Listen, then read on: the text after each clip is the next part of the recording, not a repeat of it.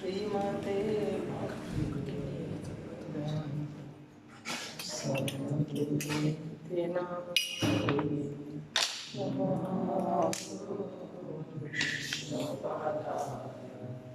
कृष्ण कृष्ण श्रीमते भक्ति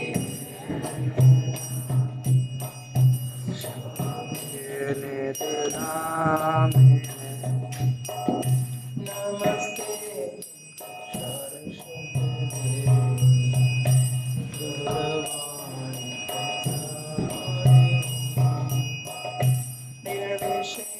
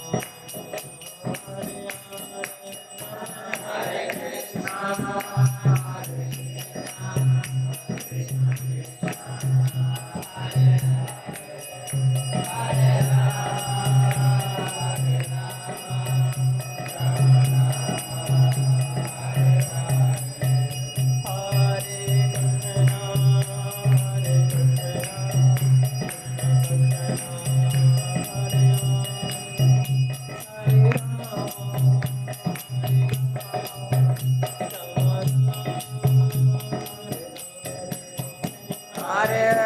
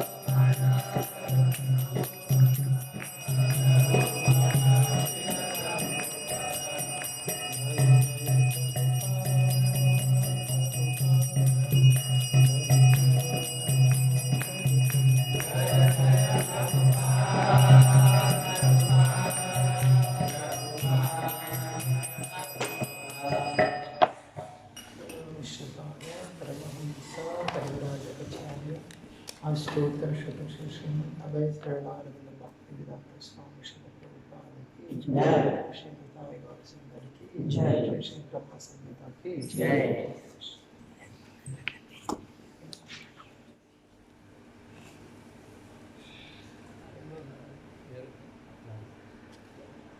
లైబ్రరీ చేసినట్టు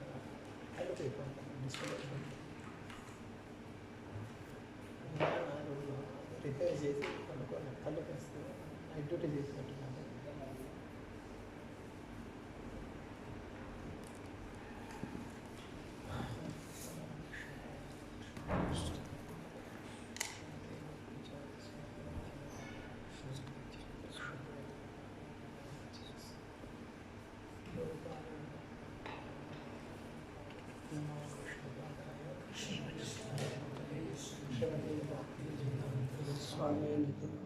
नमस्ते सरस्वती जय श्री कृष्ण चैतन्य प्रभु नित्यानंद श्री अद्वैत हरे कृष्णा कृष्णा कृष्णा हरे हरे हरे राम राम राम राम हरे ओम नमो भगवते वासुदेवाय ओम नमो भगवते वासुदेवाय ओम नमो भगवते वासुदेवाय ओम नमो भगवते वासुदेवाय మొదటి శ్లోకం ఈశ్వర కృష్ణ సచ్చిదానంద అనాదిరాదే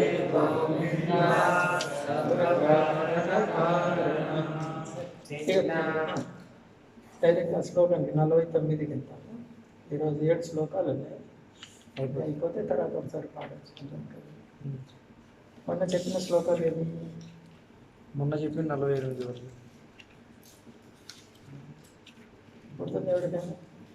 48 వరకు 44 నుంచి 48 44 సృష్టి స్థితి ప్రళయ సాధన స్థితి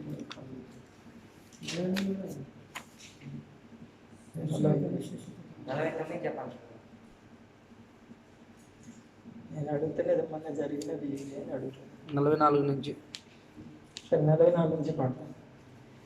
సృష్టి స్థితి ప్రళయ సాధన సిద్ధిరేఖా ఛాయే వయస్య భువనాని వివర్తి దుర్గా ఈశానురూపమపి యస్య చతుస్వదేశా గోవిందమాది పురుషామహం భజామి శ్రీరామ్ యథాతథి వికార విశేష యోగ సంధ్యాయతే నైతదాస్తి హేతో యా శంభురామపి తదా సంవైతి కార్యాత్ గోవిందమాది పురుషామహం భజామి దీపాచిరేవైదశాంకరమభ్యుపేత్య దీపాయతే నివృతహేతు సమానధర్మా వ్యస్తాగృహేవ చ విష్ణుతయా విభాతి గోవిందమాది పురుషాం తమహం భజామి యకారణానవచనే భస్మయోగా నిద్రామణంత జగదండ సరోమభూవా ఆధారశక్తిమవగమ్య పరం స్వమూర్తి గోవిందమాది పురుషాం తమహం భజామి యస్యైకనిస్వస్యకాలముదపరమ్య జీవంతి లోమ విరజా జగదండనాథ విష్ణు సహస్రవిశస్య కళావిశేషో గోవిందమాది పురుషాం తమహం భజామి. సరే, ఇంతటి ఆపేసి 44వది సృష్టి స్థితి ప్రళయ సాధన. దాని నుంచి దాని గురించి ఒక విషయం చూద్దాం. దుర్గాదేవి గురించి చెప్పారు దాంట్లో. దీనికన్నా ముందే గోలోకం గురించి చెప్పారు. తర్వాత దేవిధామము, తర్వాత శివుడి గురించి, తర్వాత హరిధామము, ఇవి చెప్పుకుంటూ వస్తాయి. దుర్గాదేవి గురించి ఏం చెప్పారు? సృష్టి, స్థితి, ప్రళయం మొత్తం ఆమె చేతిలో ఉంది. అంటే సృష్టి, స్థితి, ప్రళయం మొత్తానికి బ్రహ్మ, విష్ణు, మహేశ్వరుడు మూల చేతిలో ఉంటుంది. కానీ మనకు కనిపించేదానికి దుర్గాదేవి ప్రత్యక్ష రూపంలో మనకు కనిపిస్తుంది. ఇక్కడ ఏం చెప్పారు? ఆమె గోవిందుడి ఇచ్ఛ అంటే గోవిందుడి ఇష్టము ఆజ్ఞానుసారం ఆమె పనిచేస్తుంది దుర్గాదేవి. తర్వాత క్షీరం యథాదది వికారు, దీంట్లో ఏం చెప్పారు?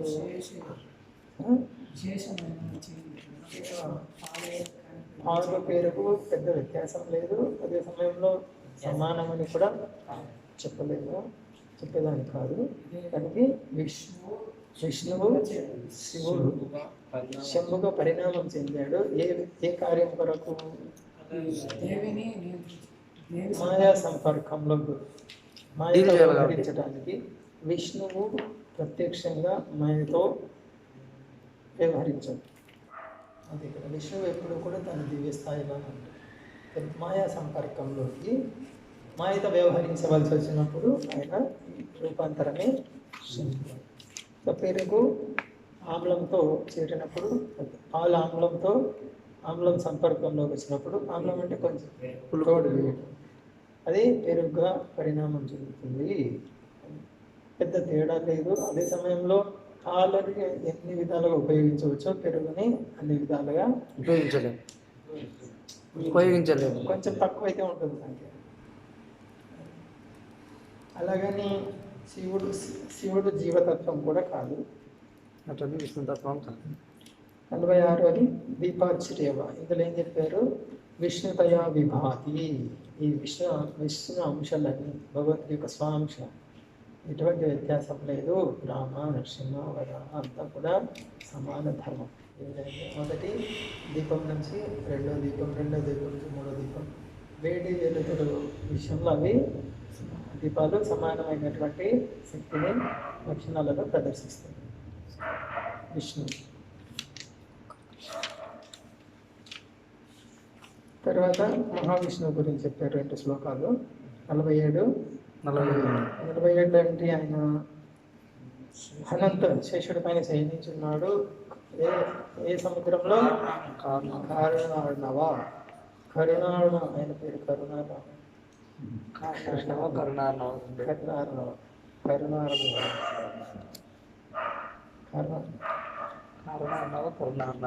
కాబట్టి ఇక్కడ కారణ జలంలో శయనించున్నాడు. భజతి స్మ యోగ నిద్ర. మాయ నిద్ర కాదు మనది, మాయా నిద్ర. భగవతుడి యోగ నిద్ర. తమో గుణ ప్రభావం అసలు ఆధార శక్తి. ఎవరి ఆధారంగా శయనించున్నాడు? అనంత శేషుడిని ఆధారంగా చేసుకొని. ఎవరు అనంత శేషుడు? స్వరూపం, తన యొక్క ధారణ శక్తి, స్వమూర్తి స్వరూపం. తర్వాత 48లో ఆయన యొక్క నిశ్వాస కాలం ఒక బ్రహ్మ, ఒక్కొక్క బ్రహ్మాండంలో ఒక్కొక్క బ్రహ్మకు ఆ బ్రహ్మకు ఎంత ఆయుష్? మన పగలైతే మనకు 43,20,000 సంవత్సరాలు అయితే చతుర్యుగాలు, అది ఒక చతుర్యుగం. అలాంటి 1000 చతుర్యుగాలైతే ఆయనకు ఒక పగలు 12 గంటలు అయింది. 43,20,000 ఇంటూ 1000 ఎంత వస్తుంది? అదే ఆయనకు ఒక పగలు. ఈ లెక్క ప్రకారం ఆయన 100 సంవత్సరాలు జీవిస్తారు. ఇంతవరకు చూస్తాం. 49వది బాష్పాన్యతాస్మశకలేషు నిజేషు తేజ స్వయం ప్రకటయత్యపి తద్వదత్ర బ్రహ్మాయ ఏష జగదండ విధాన కర్త గోవిందమాదిపురుషాం తమహం భజామి. చదవండి. సూర్యుడు సూర్యకాంతాది మనులయందు తన తేజస్సును కొంత అంశ మేరకు ప్రసరింపచేయుచుండును. అట్లే విభిన్నాంశ స్వరూపుడైన బ్రహ్మ గోవిందుని నుండి ప్రార్థించిన శక్తి ద్వారా బ్రహ్మాండములను నడిపించుచున్నాడు. అతి ఆది పురుషుడైన గోవిందుని నేను భజించుచున్నాను. ఇప్పుడు బ్రహ్మకు శక్తి ఎక్కడి నుంచి వస్తుంది, ఆయన శక్తి ఏంటి అనేది చెప్తున్నారు. ఏ ఉదాహరణ, బ్రహ్మకు శక్తి ఎవరు ఇస్తారు, ఎవరి నుంచి పొందుతున్నాడు బ్రహ్మ? దీనికి ఉదాహరణ ఏమి ఇచ్చారు? సూర్యుడి నుంచి, సూర్యుడిలో ఉన్నటువంటి తేజస్సు, సూర్యకాంత మనులు అంటే ఇంగ్లీష్లో చూద్దాం, తెలుగు మొత్తానికి అయితే ఇప్పుడు ఉన్నాయి చూడండి, మెరిసేటివి కొన్ని మనులు ఉంటాయి కదా, మెరిసేటివి కాంతినిచ్చేటివి, వజ్రాలు అనేటువంటి అటువంటివే ఏదైతే వెలుగుని ఇస్తున్నాయో వాటికి వెలుగు ఎక్కడి నుంచి వచ్చింది అంటే సూర్యుడే వాటికి కొంత వెలుగును ఇచ్చాడు. సూర్యుడు ఇచ్చినటువంటి వెలుగును అవి ప్రకాశింపజేస్తుంది, చిన్న చిన్న మనులు.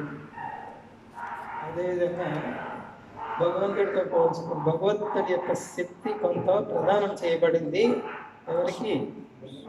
బ్రహ్మదేవుడికి. అది ఇక్కడ చెప్తున్నారు ఉదాహరణిస్తుంది. మనులు సహజంగా వాటంతటా అవి స్వయం ప్రకాశములు కాదు, సూర్యుడి నుంచి అవి శక్తిని గ్రహిస్తాయి, ప్రకాశాన్ని, తేజశక్తిని గ్రహిస్తాయి, ప్రకాశించే శక్తిని. అదేవిధంగా ఈ బ్రహ్మాండాన్ని చూసుకోవడానికి సృష్టి, ఈ బ్రహ్మాండంలో బ్రహ్మాండాన్ని జీవులతో నింపడానికి అనేక రకాల కార్యకలాపాలు ఉన్నాయి. కేవలం నింపడమే కాదు, వాళ్ళ సమస్యలు ముందు వచ్చింది కదా భాగవతంలో. బ్రహ్మాండాన్ని నింపాలి, వాళ్ళకి అవకాశం ఇవ్వాలి. దేనికి? మళ్ళీ రెండు అని చెప్పాం కదా, గుర్తుందా? భగవద్ధామం చేరుకునే విధంగా రెండు అవకాశాలు. ఒకటి ఎట్ట మరణించాలన్నా మాయ పట్ల తన ఆధిపత్యాన్ని చెలాయించాలి. గుర్తులేదు, భాగవతం చదివి. బ్రహ్మ ఇక్కడ జీవులతో నింపాలి ఇక్కడ బ్రహ్మాండాన్ని. దానికి రెండు కారణాలు చెప్పారు.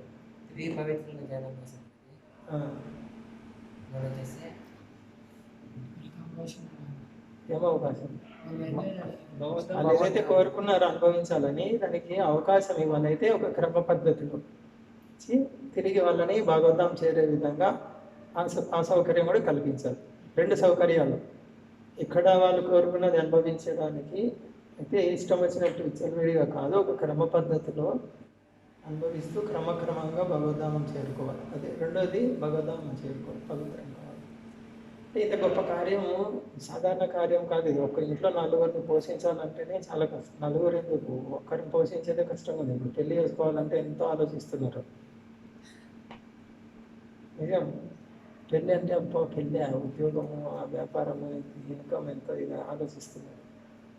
ఒక ఇల్లుడు, ఏది ఒక పిల్లోడో ఒకరు ఇద్దరు సంతానం ఉంటే, పూర్వంలాగైతే ఇంకా ఆత్మహత్య చేసుకునేవాళ్ళు, గంటకు ఒకసారి ఆత్మహత్య. 20 మంది 15 మంది సంతానం, పనికి వెళ్ళి నడుచుకుంటూ వెళ్ళి. ఇప్పుడు ఈ ఊరు కాదు ఇంకో ఊరికి. అటువంటి ఒక కుటుంబానికి ఇంత కష్టమైతే ఇంత బ్రహ్మాండాన్ని పోషించాలి, చూసుకోవాలి. సరే, తిండి పెట్టడం వరకు ఒక వంతు.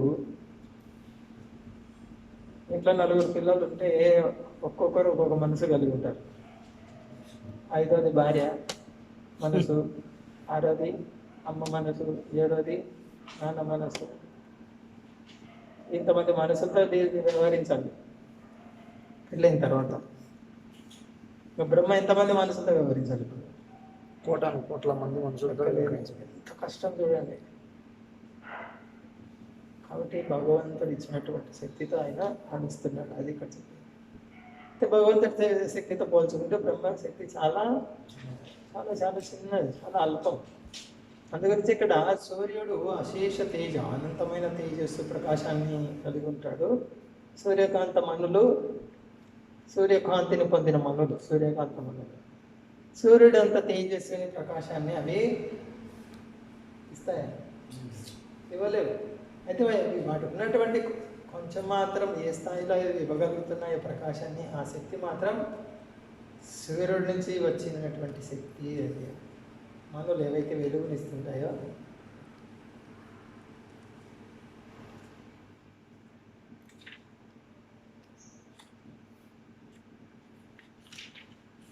తర్వాత బ్రహ్మ గురించి రాశారు ఇక్కడ భాష్యంలో. బ్రహ్మ జీవుడే, అయితే దానికి అర్హతలు కొన్ని ఉంటాయి. ఆ అర్హతలు గల జీవుడు లభించినప్పుడు భగవంతుడే అవతరిస్తాడు. ఆ బ్రహ్మస్థానాన్ని ఆయనే అధిష్ఠించి ఈ కార్యాన్ని చేపడతాడు. సాధారణంగా జీవుడు ఉంటాడు. జీవుడు అంటే సాధారణ జీవుడేం కాదు, అంటే జీవతత్వమే. సాధారణ జీవుడు కాదంటే నేను అనేది చాలా అత్యున్నతమైనటువంటి పుణ్యాన్ని సంపాదించుంటాడు, పాపం అనేది లేకుండా. అటువంటి వ్యక్తి బ్రహ్మగా, అటువంటి వ్యక్తి, అటువంటి అర్హతలు గల జీవుడు లభించినప్పుడు భగవంతుడే ఆ స్థానాన్ని స్వీకరించి ఈ కార్యాన్ని నిర్వహిస్తాడు బ్రహ్మగా. ఇప్పుడు బ్రహ్మస్థానం శివుడి కన్నా తక్కువనే, దిగువదా? దిగువనే. 5 లక్షణాలు ఎక్కువ ఉంటాయి. దిగువ స్థాయి శివుడు, విష్ణుతత్వం, శివతత్వం. బ్రహ్మ జీవుడే కదా, జీవుడు కాబట్టి శివుడి కన్నా తక్కువనే, ఎక్కువ స్థాయిలో ఉంటుంది. తక్కువ స్థాయిలోనే ఉంటుంది. బ్రహ్మ జీవుడే, అంటే జీవులందరిలో కన్నా శ్రేష్టమైనటువంటి లక్షణాలు ఉన్నటువంటి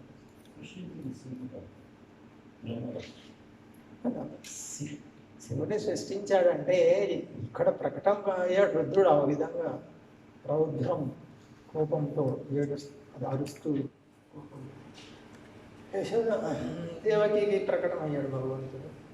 ఆ కోణంలో చూడాల్సి ఉంటుంది. దేవత ఆ విధంగా చూడాల్సి ఉంటుంది. శచీమాత గర్భంలో ప్రకటమైన చైతన్యం.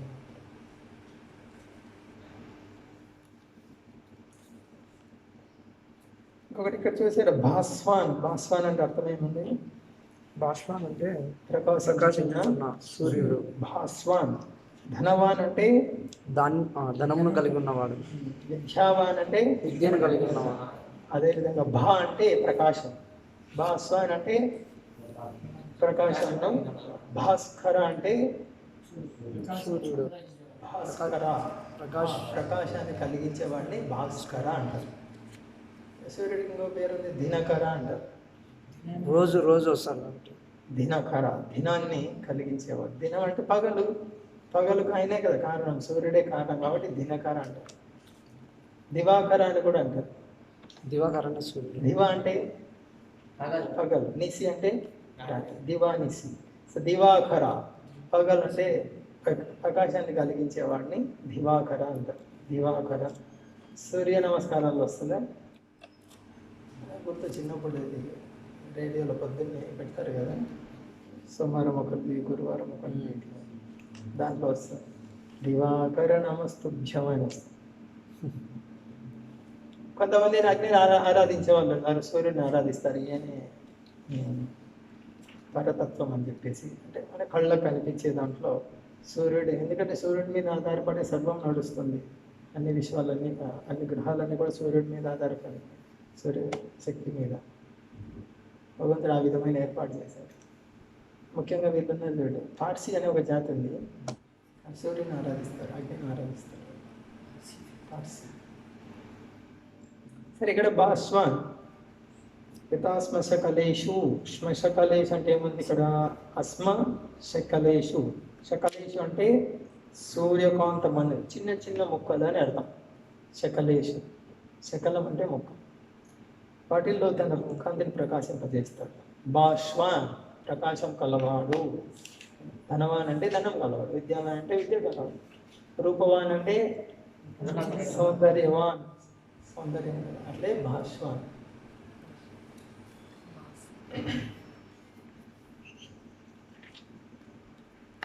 తర్వాత శ్లోకంలో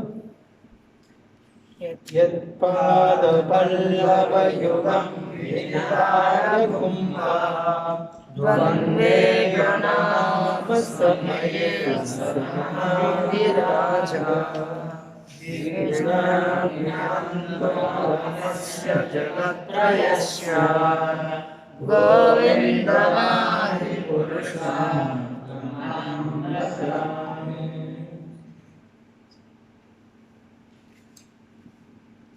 భూలోకంలోని సమస్త విఘ్నములను వినాశనం చేయు శక్తిని పొందుట కొరకై గజముఖుడైన శ్రీ గణేశుడు ప్రణమిలు సమయమున ఎవని పాదములను తమ రెండు కుంభస్థలముల ఎందు ధరించిన అతి ఆది పురుషులైన గోవిందుని భరించుచున్నాను.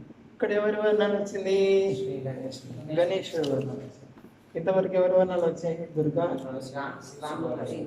బ్రహ్మ గురించి వచ్చింది, బ్రహ్మ గురించి వచ్చింది, ఇప్పుడు సూర్యుడి గురించి వస్తుంది, గణేష్ గురించి.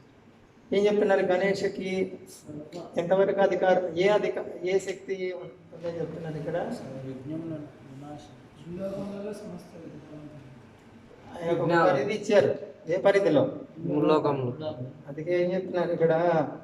జగత్రయస్య, త్రయ అంటే జగత్, ఈ మూడు లోకాలలో ఆటంకాలను తొలగించేటువంటి శక్తి ఆయనకు కలిగింది.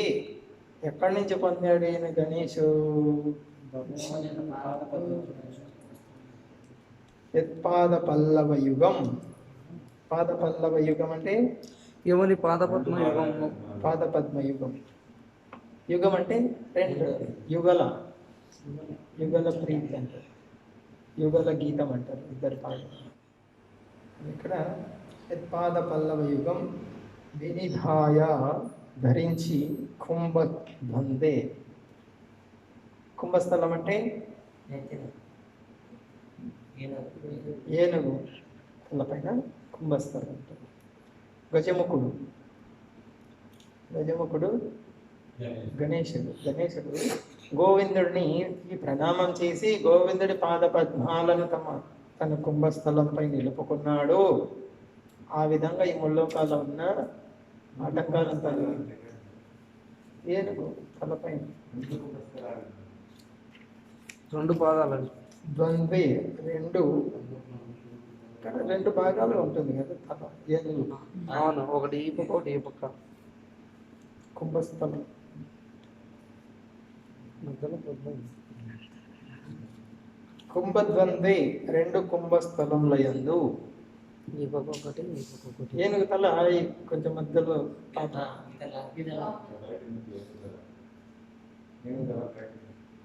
కుంభస్థలం ద్వంద్వే. సో గణేశుడు గోవిందుని యొక్క పాదపద్మంలో తలపైన ధరించడం వల్ల ఆయనకి విఘ్నేశ్వరుడు అని పేరు వచ్చింది. విఘ్నాలు తొలగించేవాడు విఘ్నేశ్వరు, గణేష్, విఘ్నేష్. చదువుకునే రోజుల్లో చెప్తారు కదా గణేష్, సరస్వతి, వీళ్ళిద్దరికి ఎవరి గురించి చెప్తారు ఎక్కువ? గణేష్ లేదా? ఏ పూజ మొదలు పెట్టినా విజ్ఞానం పోవాలని గణేశుని చెప్తారు. విఘ్నాలు విజ్ఞానం రావద్దని.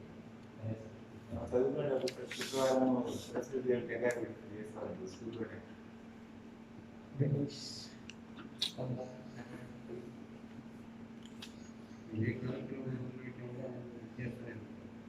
ఇప్పుడుందా? ఇప్పుడు లేదు, పసుపుతో చేస్తారు. ఈ వివాహ సమయాల్లో కూడా చిన్న కంటిన్యూషన్గా ఉంటే అదే ముందు ఇప్పుడు ఉండేది. ఉందా? ఇంట్లో చేరాలని ఇప్పటికే చూసుకుంటారు ఏమంటే విజ్ఞానం తొలగించాలి, అది గుడ్డి గుర్తు కోసం ఊరికే పెట్టుకున్నారు కాబట్టి అది ఆచరిస్తారు. సరే, గణేష్ గురించి ఇంకేమొస్తుంది? వ్యాసమునికి సాయం చేశారు కదా ఈయన. ఏం చేశారు? నేను చెప్తుంటే రాస్తాం. అర్థం ఒకటేనా నేనా? అన్ని ఇప్పుడు మళ్ళీ సంశయం ఏంటంటే వేదవ్యాసముని ఏం చెప్పింటే అవన్నీ ఇప్పుడు ఎందుకంటే భాగవతం ఆడాడు ఎందుకు వచ్చిందంటే అది కూడా వివరణ అదే ఇస్తారు కదా. భాగవతం ఆడక పాయింట్ ఆడకొద్దిగా భారతం మహాభారతం ఒక చోట పొత్తు ఉన్నట్లు అనిపించదు, కొన్ని చోట్ల ఏందో వివరణ వేరే వచ్చినట్లు ఉంటుంది. అంటే దానికి అదేమి నేను రాస్తాను కానీ చెప్తూనే ఉండాలి. నేను ఎంత వేగంగా రాస్తానో అంత గణేశుడు రాసి అంత వేగంగా చెప్పాలి రాసముందు.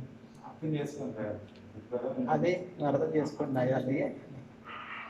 అందు గురించి పొత్తు కుదరని విధంగా కొన్ని చోట్ల ఏదో వివరణ ఇస్తే ఆయన అర్థం చేసుకోవడానికి ఆలోచిస్తుంటాడు. పోయిన శ్లోకాన్ని దీనికి ఏం పొత్తుందని. అంత లోపల ఇంకా సంధ్యావందనం అన్ని చేసుకొని కావాల్సి అందు గురించి భారతంలో అట్లా అనిపిస్తుంటుంది కొన్ని చోట్ల. సడన్ గా ఈ వివరణ ఇచ్చారు ఉన్నట్లు హఠాత్తుగా అనిపిస్తుంది. మరి భాగవతము వీటి గురించి ఏం లేదు. భాగవతం రాయలేదు. భారతం గురించి అయితే ఆ వర్ణన అయితే విన్నాను. కొన్ని చోట్ల అలా ఉంటుంది భారతంలో, అసందర్భంగా ఏదో వివరించినట్లు ఉంటుంది. అంటే ఆ గుహ ఇప్పటికి కూడా ఉంది, వ్యాస గుహ అని ఒక పుస్తకం కూడా ఉంది. భక్తిగా స్వామి మహారాజ్ అక్కడికి వెళ్ళారు. అది భారతదేశంలో ఉన్న తీర్థయాత్రల మీద ఒక పుస్తకం తీశారు.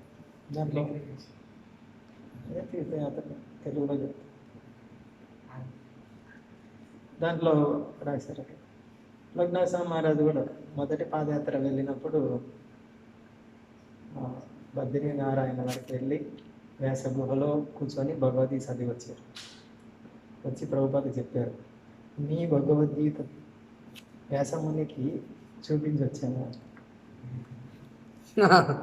అవును, వ్యాసముని భగవద్గీత ఎట్లా చదవము, ఇదే వ్యాసముని కోరుకున్నది. ప్రభుపాద చాలా సంతోషపడ్డారు. గురువుని ఎంత సంతోష పెట్టాలని వాళ్ళకి తెలుసు బాగా. ఈ స్థాయిలో ఎదురెదురు ఉంటాయి. వ్యాసముని గుహ, గణేశుడు ఎదురెదురుగా ఉంటాయి. నేను వెళ్ళలేదు. అదే వెళ్ళింది. నేను అప్పుడు ఇక్కడికి వచ్చాను 2012.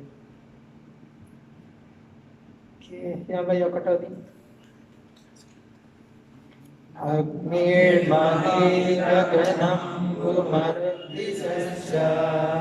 కాలస్తదాత్మమనసీది జగత్రయాణి యస్మాద్భవంతి విభవంతి విశంతియం చ గోవిందమాది పురుషాం భజామి. అగ్ని, భూమి, ఆకాశము, జలము, వాయువు, దిక్కులు, కాలము, ఆత్మ, మనసు అనేటి 9 గూడిన ముల్లోకములు ఎవరి నుండి ఉత్పన్నములవుచున్నవో, ఎవని యందు విలసులుచున్నవో, మరియు ప్రళయము కాలమున ఎవని యందు ప్రవేశించునో అట్టి ఆదిపురుషుడైన గోవిందుని నేను భజించుచున్నాను. ఎవరి నుంచి వస్తున్నాయి ఇవన్నీ? ఈ భౌతిక ప్రపంచంలో మనం చూసే ఇవే కదా. ఏమున్నాయి ఇక్కడ? అగ్ని, భూమి, నీరు, ఆకాశం, వాయువు, దిక్కులు, కాలము, ఇంకొకటి ఏముంది ఆత్మ, ఇంకా మనసు. ఇవన్నీ ఇక్కడ ఈ భౌతిక ప్రపంచం. ఎక్కడి నుంచి వస్తున్నాయి? ఎక్కడికి వెళ్తున్నాయి? మళ్ళీ ప్రళయ సమయంలో మళ్ళీ భగవద్గీతలో ఏ శ్లోకం అది?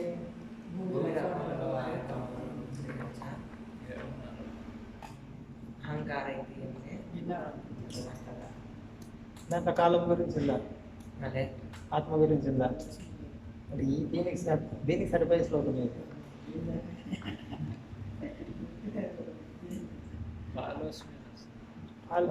ఆలోచన నేను అది వేరే శ్లోకం వస్తుంది. కాలోస్మి లోకక్షి అహం సర్వస్య ప్రభు,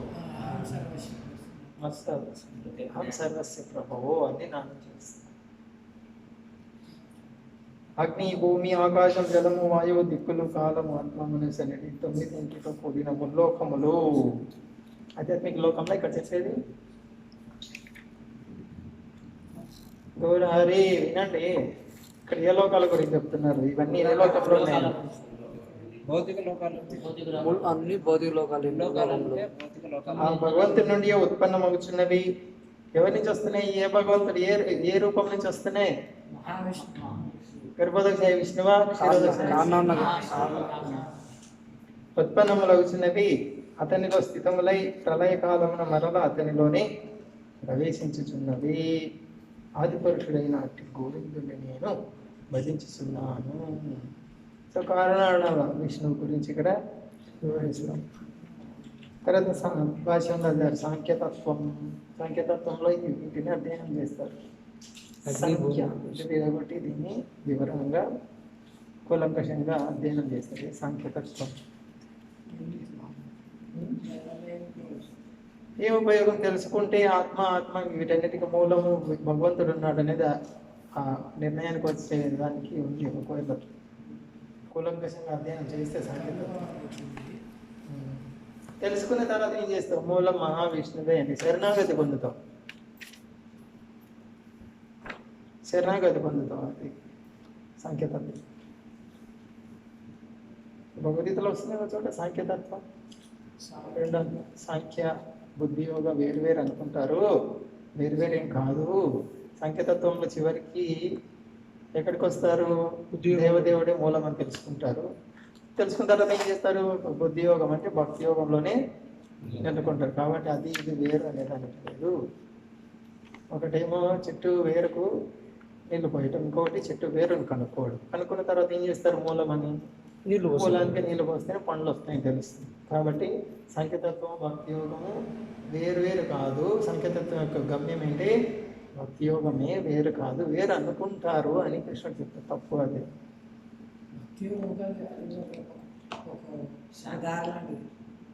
ఒక దారి లాంటిది కాదు. భక్తి యోగం ఒక్కటే దారి, వేరే దారులు లేవు భగవంతుడికి చేరడానికి.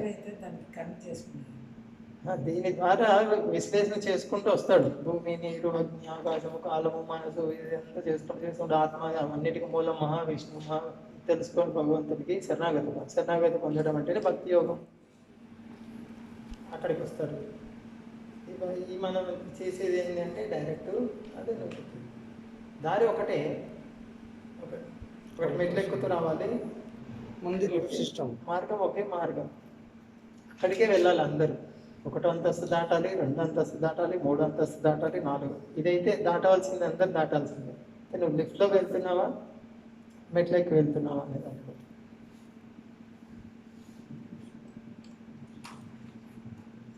అగ్ని, మహి, గగనం, అంబు, మరుతి. మరుత్ అంటే గాలి, దిశ అంటే దిక్కులు, కాలం, మనస్సు, యుగత్రయం. యస్మాత్ భవంతి విభవంతి విశంతి అంచ. తర్వాత 52వది యచ్చక్షురేష సవితా సకల గ్రహాణం రాజా సమస్త సురమోర్విరశేష తేజా యస్యాభ్యయా భగవతి సంప్రత కాల చక్ర గోవిందమాది పురుషాం నమః భజామి. సమస్త గ్రహములకు రాజయు, సమస్త దేవులకు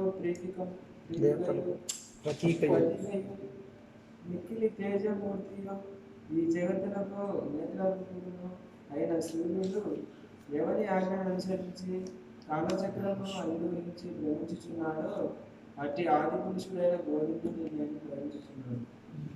సూర్యుడి ప్రభావం ఎంత భాస్వాన్ అని వచ్చింది కదా. భాస్వాన్ యథాస్మేష్.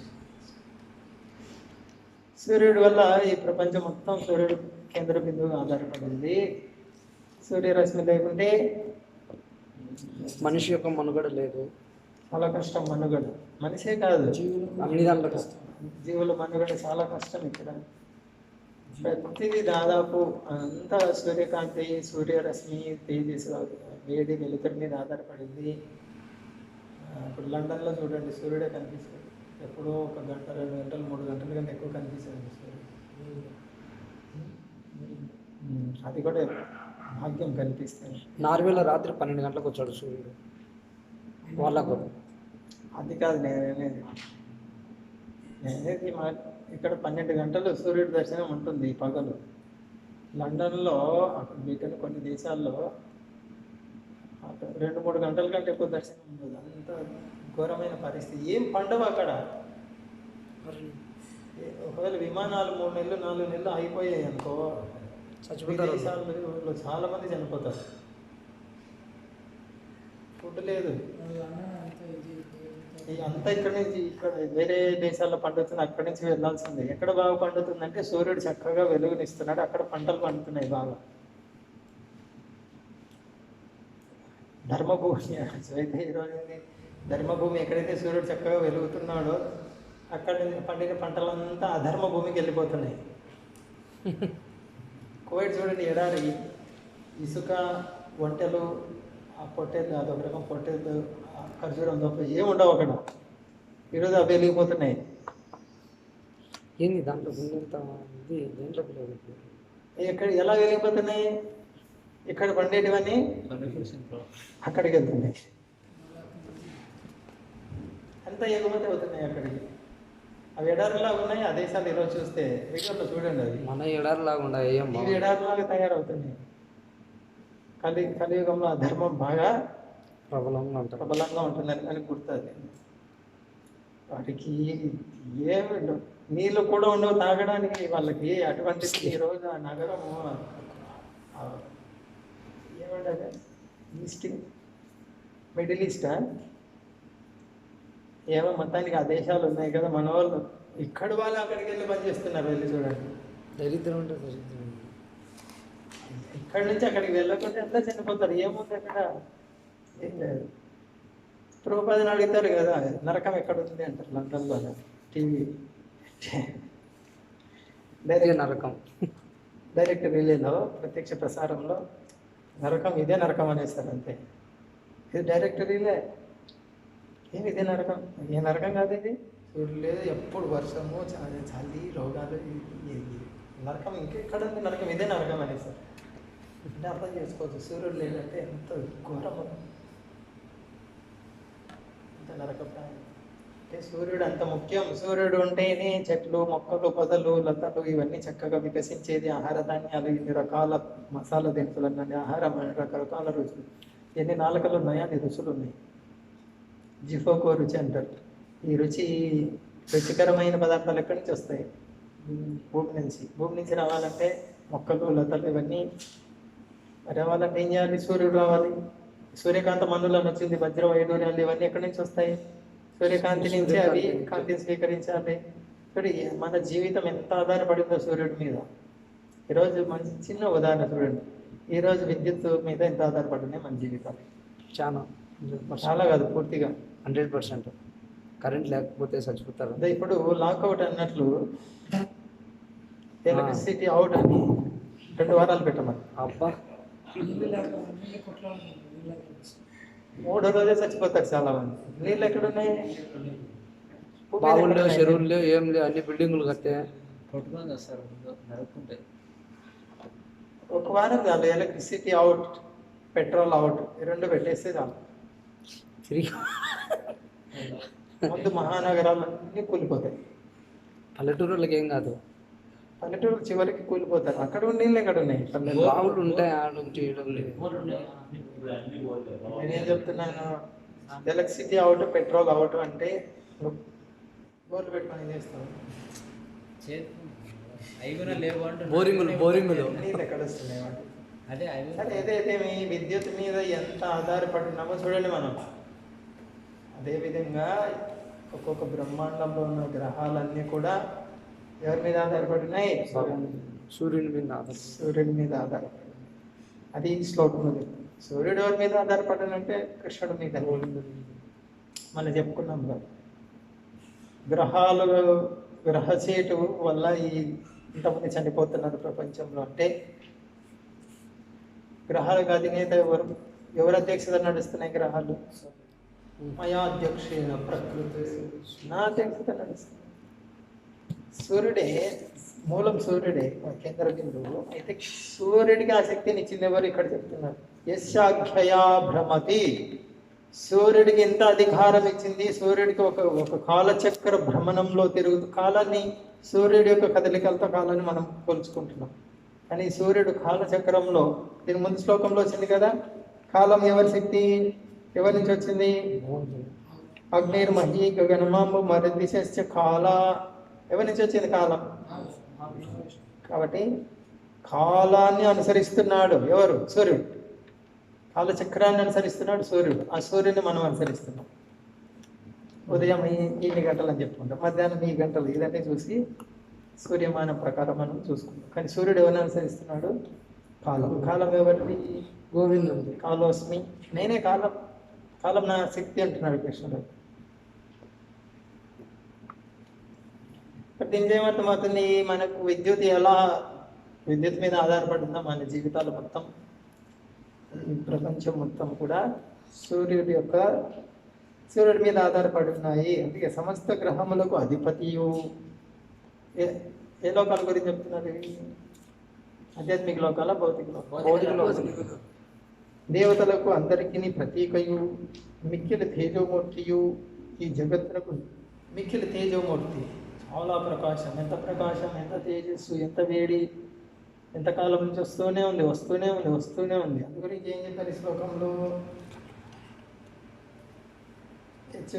ముందు శ్లోకం అశేష తేజ, ముందు దీంట్లోనే సమస్త సురమూర్తి అశేష తేజ అంటే అనంత తేజస్వరూపుడు, అనంతమైన ప్రకాశం, అనంతమైన వేడిని ఇస్తూనే ఉన్నాడు. ఎంతకాలం అయింది? తగ్గిందా? తగ్గేదేమి. అటు భౌతికమైనటువంటి ఒక గ్రహమే ఈ విధంగా ఉన్నప్పుడు, ఇది అనంతమైన వేడిని, అనంతమైన శక్తిని ప్రసరింపజేయగలిగినప్పుడు, గోవిందుడు, ఇటువంటి సూర్యుడిని సృష్టించిన గోవిందుడిలో ఎంత శక్తి ఉండాలి? ఇది ఆలోచిస్తాడంట భక్తుడు. భక్తుడు అంటే ఏదో సెంటిమెంటల్గా చేసేది కాదు, చేయరు భక్తుడు. వాళ్ళకి మంచి అవగాహన ఉంటుంది.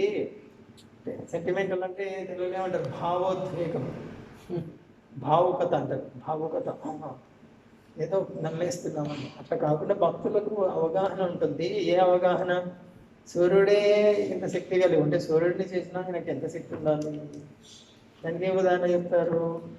రాజా విద్య అనే పుస్తకంలో ఉంది కదా, చెప్పులు కుట్టే ఆయన చెట్టు కింద ఉంటాడు, రావి చెట్టు కింద, ఒక బ్రాహ్మణుడు. ఈయన భక్తుడు, ఆయన బ్రాహ్మణుడు. ఈయన భక్తుడు కాబట్టి నాటమని అడిగారు, నీకెందుకు ఇంత విశ్వాసం ఉంది అంటే ఏం చెప్పారు ఆయన? చిన్న చిన్న గింజలు పట్టుకొని పెద్ద మర్రి చెట్టుని పెట్టాడు. దాంట్లో మర్రి చెట్టులో ఎన్నో గింజలు పెట్టాడు, ఒక్కొక్క గింజలో మళ్ళీ ఎన్నో చెట్లు. అటువంటిది ఒక చిన్న ఒక ఏళ్ళు దూచడం కష్టం అన్నది. ఇది సైంటిఫిక్ రీజన్. అంటే అందు గురించి భక్తులు జ్ఞానం కలిగి ఉంటారు అని ఈ చతుశ్లోకిలో వస్తుంది కదా, జ్ఞానదీపేన భాస్వత. ప్రకాశం, జ్ఞానదీపం అనే ప్రకాశం. ఎవరైతే ప్రకాశిస్తాం. తేషాం సతతయుక్తానాం భజతాం ప్రీతిపూర్వకం. ప్రేమతో ఎవరైతే చేస్తుంటారో దదామి బుద్ధి, నేనే బుద్ధినిస్తాను. ప్రేమదీపేన భాస్వత, జ్ఞానదీపేన భాస్వత. అలా హృదయంలో ఉన్నటువంటి అజ్ఞానాన్ని తొలగించేస్తాను, జ్ఞాన దీపాన్ని వెలిగిస్తాను. ఇది చదువుతో సంబంధం కాదు భక్తి అనేది. దేంతో సంబంధం? భజనతో సంబంధం. భజన అంటే భగవత్ ప్రీత్యర్థం చేసేదాన్ని భజన. భజనతో ముడిపడి ఉన్నది ఇది. కాబట్టి ఈ ఏవి సీరియలు ఆలు వీళ్ళకి సంబంధించింది కానే కాదు భక్తి. అది గురించి ఏం చెప్తారు? దివ్యజ్ఞానం హృదయ ప్రకాశితో, దివ్యజ్ఞానం హృదయంలో ప్రకాశం అవుతుంది, మెదడులో ప్రకాశం అవుతుందని చెప్పలేదు. దివ్యజ్ఞానం హృదయ ప్రకాశిత, హృదయంలో ప్రకాశం అవుతుంది.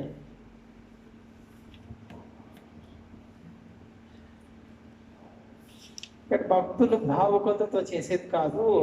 ఎంత శ్రద్ధగా వాళ్ళు భక్తియుక్త సేవలో నెలకొంటారో అదే స్థాయిలో వాళ్ళకు బుద్ధి తెలివితేటలు భగవంతుడు ఇస్తుంటాడు. ఎలా ముందుకు ఎదగాలి అనేది భగవంతుడు ఇస్తుంటాడు. కాబట్టి ఇక్కడ ఏంటంటే సేవ అభిరుచి పెరుగుతున్న కొద్దీ భగవంతుడి గురించి అవగాహన పెరుగుతుంది. అంటే ఇక్కడ ఏంటి? భగవంతునికి భక్తునికి మధ్యన అనుసంధానం ఏంటి? భక్తి, సేవ, భక్తి సేవ. సరే, ఇక్కడేమి సూర్యుడి గురించి ఏం చెప్పారు ఆయన? ఇంకొకటి ఏం చెప్తున్నారు? ఈ జగత్తునకు నేత్ర రూపుడును అయిన సూర్యుడు. ఎవరి నేత్రం అని చెప్తారు? సూర్యుడు భగవంతుని నేత్రం. విశ్వరూపంలో వర్ణన విరాట్ విశ్వరూపం. శశి సూర్య శశి సూర్య నేత్రం ఎక్కడ వస్తుంది? విశ్వరూపం. ఆ శ్లోకం ఉందా? శశి సూర్య నేత్రం. భౌతికతలో అన్నమాచార్యులు రచించిన దాంట్లో కూడా వస్తుంది. సూర్యుడు ఒక కన్ను, చంద్రుడు ఒక కన్ను. దీంట్లో జగచ్చక్షు అంటారు. జగచ్చక్షు అంటే జగత్తుకు చక్షు, చక్షు కన్ను, ఒక చూసేదానికి. కన్ను చంద్రుడు, ఒక కన్ను సూర్యుడు. ఎవరు తప్పించుకుంటారు సూర్యుడి నుంచి? ఎవరు తప్పించుకోలేరు. చంద్రుడి నుంచి ఎవరు తప్పించుకోలేరు. జగచ్చక్షు, జగత్ సాక్షి. భగవద్గీతలో వచ్చేసి సూర్యుడు చంద్రుడు అవసరం లేదని వస్తుంది. మొత్తానికైతే సూర్యుడు చంద్రుడు అవసరం లేదండి. శశి సూర్య నేత్ర అని ఒక చోట వస్తుంది. భగవంతుని కళ్ళు సూర్యుడు చంద్రుడు విశ్వరూపం గురించి వర్ణన వచ్చినప్పుడు దాంట్లో వస్తుంది. విశ్వరూపంలో వస్తుంది. ఆ, మొత్తానికైతే విరాట్ రూప వర్ణంలో వస్తుంది. భాగవతంలో దీంట్లో సెకండ్ క్యాంట్లో కానీ ఉంది కదా. విశ్వరూపాన్ని వర్ణించినప్పుడు ఒక కన్ను సూర్యుడు, ఒక కన్ను చంద్రుడు, ముక్కులు అశ్విని కుమారులు, నరాలు, నదులు, ఇవన్నీ చెట్లు వచ్చి రోమాలు, ఎముకలు వచ్చి పర్వతాలు ఇవన్నీ వస్తాయి. తర్వాత 53వది ధర్మోతపాపనిచయశ్రుతయస్తపాంసి బ్రహ్మాదికృతపతపావతయశ్చ జీవా యద్దత్తమాప్రవిభవ ప్రకట ప్రభావ గోవిందమాది పురుషాం తమహం భజామి. శ్రీరంగనాథ్ కొంచెం సమస్త ధర్మములు, పాప సమూహములు, వేదములు, తపస్సులు, బ్రహ్మ మొదలుకొని వేద తపకముల కొరకు సమస్త ప్రకట జీవరాశులు ఎవరి చేత ప్రసాదింపబడిన శక్తి వలననే తమ ప్రభావములను ప్రకటించుచున్నవో అట్టి ఆది పురుషుడైన పురుషుని నేను భజించుచున్నాను. ఇక్కడేమి బ్రహ్మ మొదలుకొని చిన్న క్రిమి కీటకాలు, చిన్న చిన్న ఎగిరే ఉన్న వాటన్నిటి వరకు రకరకాల శక్తి సామర్థ్యాలు ప్రదర్శితమవుతుంటాయి, చూస్తుంటాము.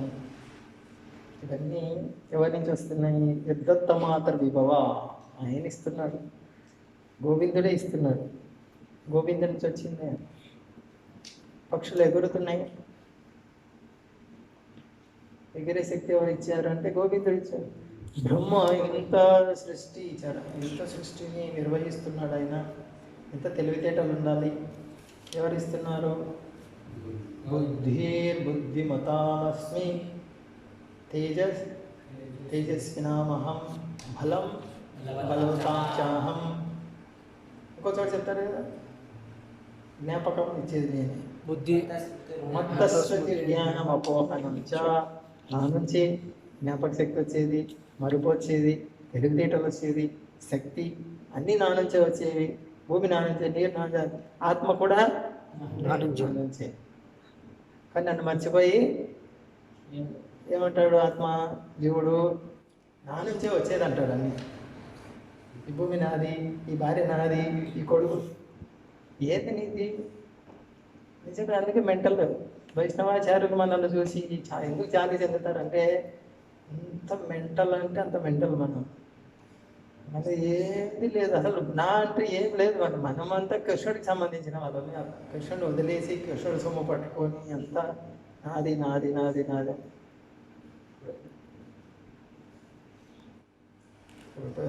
పిచ్చోళ్ళు రోడ్డు పైన పడుతుంటారు కొన్నిసార్లు, చూడు మధ్యలో చిరిగిపోయిన బట్టలు వేసుకొని పడుకుంటారు. ఏమో చెప్పడం లేకుండా ఈ పొద్దుటూరు మొత్తం నాదే. ఏడబనుకుంటే చుట్టూ వెళ్ళే వాళ్ళు ఏమో చాలా జాలి పడతారు. పాపం పిచ్చివాడు చూడండి, జాగ్రత్తగా ఆయనకు తగలకుండా వెళ్తాడు. వాడేమనుకుంటాడు, చూడు నన్ను చూసి అందరు అందరు భయపడుతున్నారు. అది మన పరిస్థితి. ఇల్లు నాదే, ఎవరు రాకూడదు, ఇంట్లో ఈ గేట్ దాటి ఎవరు రాకూడదు. అది ఆ మెంటల్ రోడ్డు పైన పడుకున్నట్టే ఉంటుందను చూడు. ఆయన ఇల్లు ఆయనది, లోపలికి వెళ్ళకూడదు, వెళ్ళకుంటే వెళ్ళాలి, పర్మిషన్ తీసుకొని వెళ్ళాలి. ఎవరు అన్నాడు ఈ టైంలో పుస్తకం మధ్య ఏమో పోను. ప్రభుపాదని కూడా ఒకసారి అంటే 2వ అంతస్తు నుంచి భగవద్దర్శనం తీసుకెళ్ళి, అవసరం లేదు నువ్వు రావద్దు పో లోపలి. కానీ గేట్ కానీ గేట్ బయట 2వ పై అంతస్తు నుంచి గేట్ ఓపెన్ చేస్తా అంటున్నాడు. ఎవరిని? రూపాయనే అన్నారు. ఇస్కాన్ సంస్థాపకాచార్య. ఢిల్లీలో రూపాయలు కోపం వచ్చిందా? చాలా జాలి పడ్డారు. వెంటనే దాన్ని భగవద్ దర్శనం తర్వాత భగవద్ దర్శనంలో రాశారు. ఈ విధంగా ఒక పెద్ద మనిషి ఈ విధంగా అన్నాడు. ఒక ఆయన భగవద్ దర్శనం కొనుక్కోరంటే 15 పైసలు ఎంత 20 పైసలు లేదు, వారంలో 20,000 రూపాయలు ఖర్చు పెట్టాడు ఆసుపత్రికి అని, అది కూడా రాశారు.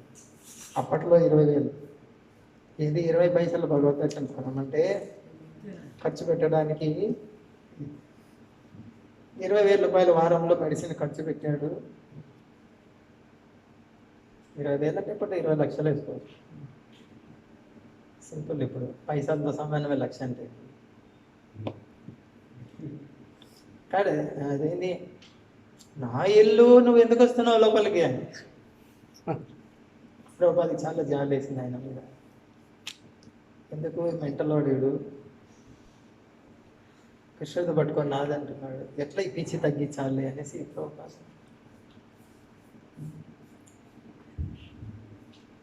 అంటే ఈ శక్తి ఎవరి ఇల్లు నాదే అని పేరు రాసుకుంటాను బయట. ఎక్కడి నుంచి వచ్చింది ఇల్లు? ఏమేమి ఉన్నాయి ఇంట్లో? ఇల్లు అంటే ఏమని చెప్పుతారా? మట్టి, అగ్ని, ఈ రాయి కూర్చొని మరి ఈ రాయి ఎక్కడి నుంచి వచ్చింది? భూమిలో నుంచి. భూమి. ఇది రాజస్థాన్ నుంచి వచ్చింది.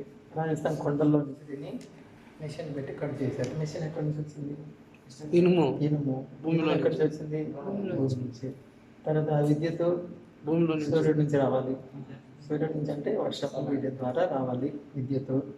ఏ విధంగా ఈ రాయి నాదే చెప్తావు చెప్పు. డబ్బులు ఇచ్చా అంటావు. డబ్బులు ఎక్కడి నుంచి వచ్చాయి నీకు? ప్రభుత్వం ముద్రించింది. కాగితం. కాగితం ఎక్కడి నుంచి ముద్రించింది? చెట్టు నుంచి. ఏ పక్క ఎటు చూసినా ఈ రాయి నాదనే దానికి లేదు నువ్వు. కానీ మా ఇల్లు చూసావా ఎంత భలే ఉందో, మా ఇంట్లో మొత్తం మొత్తం పాలరాలు లేపించాను నువ్వు.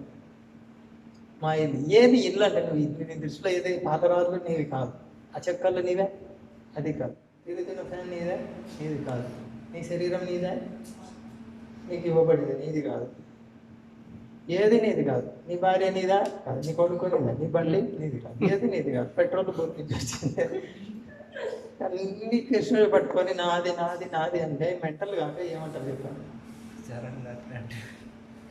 అది గురించి వైష్ణవులు అలాంటి వాళ్ళని చూసి చాలా జాలి పడతారు. చాలా పిచ్చి ముదిరిపోయింది వీళ్ళకి అనేది చాలా జాలితో చాలా సహిస్తారు. సహనంతో మనకి ఈ కృష్ణ చైతన్యం అనే ఇంజెక్షన్ ఏదో విధంగా ఎక్కించాలి వీళ్ళకి అని చెప్పి చాలా ఓర్చుకుంటుంటారు అన్నమాట. అంత సహనం ఉంటుంది మన మీద, అంత జాలితో.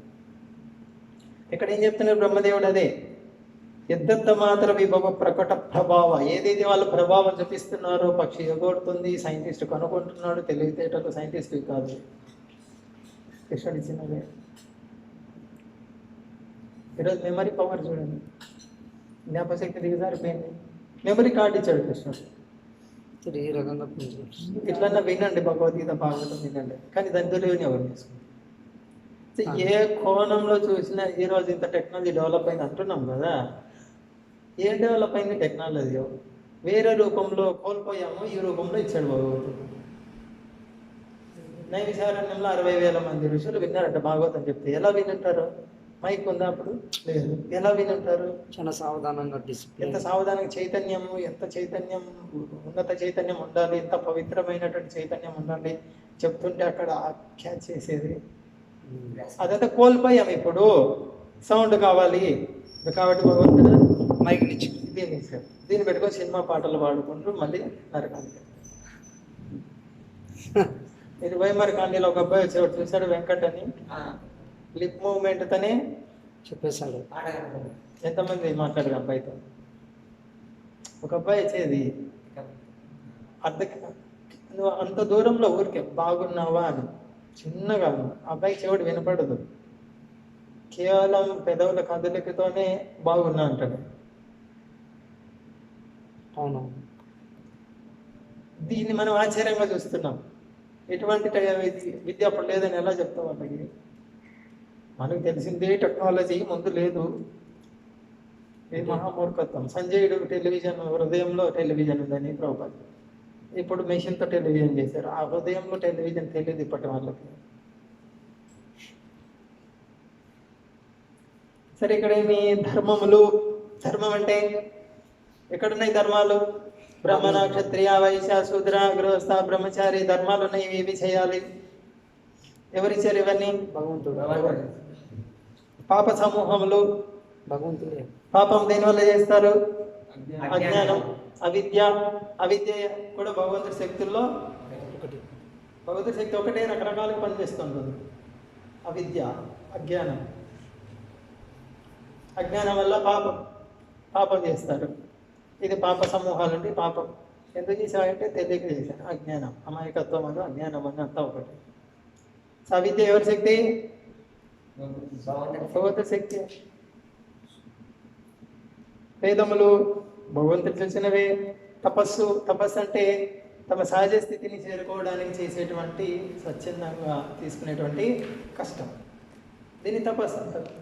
జ్ఞానం అనండి, ధ్యానం అనండి, ఇవన్నీ రకరకాల తపస్సు. ఇవన్నీ బ్రహ్మ మొదలుకొని కీట పతకముల వరకు గల సమస్త జీవరాశులను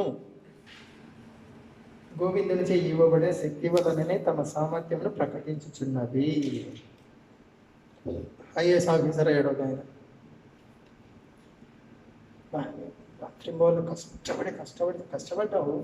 నీకన్నా ఎక్కువ కష్టపడ్డ వాళ్ళు కూడా ఉన్నారు కాని వాళ్ళు లేరా? ఒక ఆయన 4 సార్లు ఐఏఎస్ ఎగ్జామ్కి వెళ్ళాడు, ఐఏఎస్ కాలేదు. ఆయనకి చదువుకున్న వాళ్ళు చాలా మంది ఐఏఎస్ అయ్యారు. అదే ఇదేంటి విచిత్రం? హైదరాబాద్ ఇన్స్టిట్యూట్ పెట్టాడు. ఆర్సీ రెడ్డి ఇప్పటికీ వెళ్ళిపోతున్నాడు ఆయన కోచింగ్ లో. వృద్ధాప్యం వచ్చింది. ఆయన కింద చాలా మంది ఐఏఎస్ ఐపీఎస్ లో, ఆయన మాత్రం కాలేకపోయాడు. ఇదేంటి మరి? లేదు నేను చాలా కష్టపడి చదివి ఐఏఎస్ ర్యాంకు కొట్టాను నేను. మరి ఆర్సీ కొట్టలేకపోయాడు, ఆయన కింద చదువుకున్నావు కదా నువ్వు. ఇది బుద్ధి ఆలోచన రాదు. భగవంతుడు నాకు అనుమతి ఇచ్చాడు. ఇంతకుముందు ఒక శ్లోకంలో వచ్చింది కదా, మహిమ ఆసన యాన భూషణ. ఆసనం అంటే పదవి. ఐఏఎస్ పదవి ఎవరు ఇచ్చారంటే కృష్ణుడు ఇచ్చాడు నాకు. ఎమ్మెల్యేగా నేను గెలిచాను. 10 సంవత్సరాలు కష్టపడితే నేను రాష్ట్రానికి ముఖ్యమంత్రి అయ్యాను.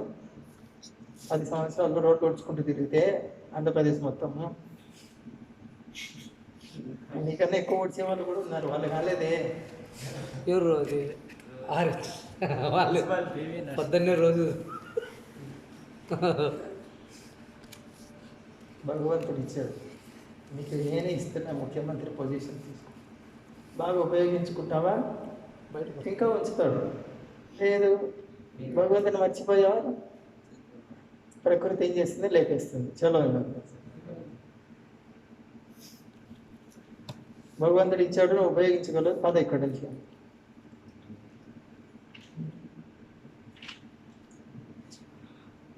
కాబట్టి ఎప్పుడు విరవేగకూడదు. మనం సేవలో కూడా కొన్ని ఇంత సేవ చేశాను, అంత సేవ చేశాను, నా వల్ల ఇంత అయింది అంత అయింది, ఏమీ కాదు నీ వల్ల.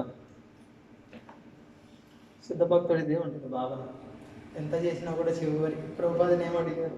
ప్రభుపాద మీరు ప్రపంచం అంతా తిరిగి ఇంత సేవ చేసి ఇంత ప్రచారం చేసి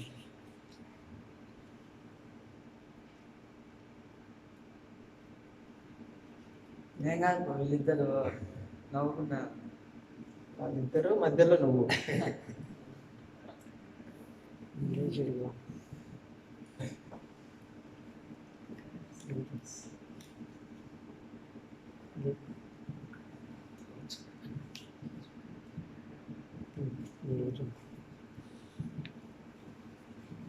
చెప్తున్నా? చేశారంటే ప్రభుపాదకి ఏ మూలను కూడా లేదు. నేను చేశాను. ఏం చెప్పారు? గురు గౌరవంగా మా గురువు గారి ఆశీర్వాదం, మా గురువు గారి కోరిక, తర్వాత చైతన్య మాకు ఇద్దరే చేశారు. నాకు పేరు ఇచ్చారు. పైకి చెప్పలేదు ప్రభుపాద, హృదయపూర్వకంగా చెప్పారు. ఇంత పెద్ద సంస్థను పెట్టి ఈరోజు ఉన్నటువంటి గురువులు కూడా ఇస్కాన్లో అత్యున్నతమైన స్థాయిలో, మన ఊహకు అందనటువంటి స్థాయిలో ఉన్నారు. వాళ్ళ దగ్గరికి వెళ్ళి చూడండి, చాలా వినయము, అనుకువ,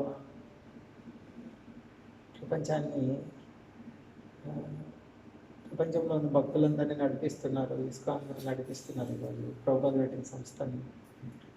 చాలా సరళమైనటువంటి స్వభావం. పసిపిల్లల్లాగా. చిన్న పిల్లడు ఎప్పుడు తండ్రి మీద ఆధారపడి ఉంటాడు. సంతోషమైన తండ్రి, దుఃఖమైన తండ్రి. తాను అహంకారంలో ఉన్నప్పుడు నేను ఇంత చేశాను, అంత చేశాను, నన్ను గుర్తించలేదు, నేను ఇంత సేవ చేశాను, నన్ను గుర్తించలేదు. సేవ చేయలేదు అసలు. చేసింటే ఆ మాట ఎందుకు వస్తుంది? సేవ చేసింటే ఏమొస్తుంది మనకి? ఇంకా ఎక్కువ సేవ నేను చేయాలనిపిస్తుంది. సేవ చేశాను అని వస్తుందా? సేవ చేసింటే అందరికీ రాదు. తక్కువ అనిపిస్తుంది. ఎప్పుడైతే నాకు వచ్చిందో నేను సేవ చేశాను, నన్ను పట్టించుకోలేదు అంటే సేవ చేయలేదు. సేవ అంటే ఏంటి? భగవత్ ప్రీత్యర్థం చేసి ఉంటే నేను చేశాను అనేది రాదు. భగవంతుడు నా ద్వారా చేయించుకున్నాడు అన్న వీడియో చూసాను కదా. గౌరమోహన్ డే సాధువులకి ప్రసాదం పెట్టి వాళ్ళని మెచ్చుకుంటుంటే ఏమన్నారు గౌరమోహన్ డే? వాళ్ళు మెచ్చుకున్నారు, చాలా మంచిగా, చాలా బాగుంది, అద్భుతంగా ఉంది మీరు ఇచ్చిన ప్రసాదం అంటే ఏమన్నారు గౌరమోహన్ డే? చూసారా వీడియో?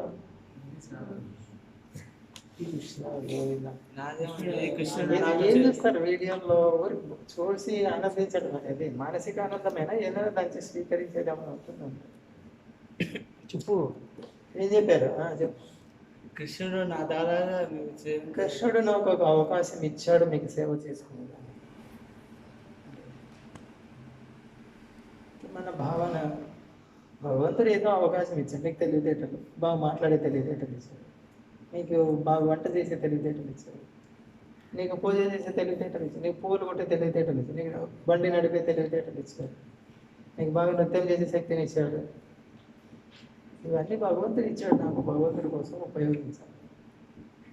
నృత్యం చేసేదంటే గుర్తొస్తుంది, చైతన్య చరితామృతలో ఉంది, శ్రీ విగ్రహాల ముందు నృత్యం చేయటం కూడా చేయాలి అనేసి కాబట్టి వీలైనంత వరకు, శక్తి ఉన్నంత వరకు నృత్యం చేయాలి. డల్లుగా నిలబడడం మంచిది కాదు భగవంతుడి ముందర.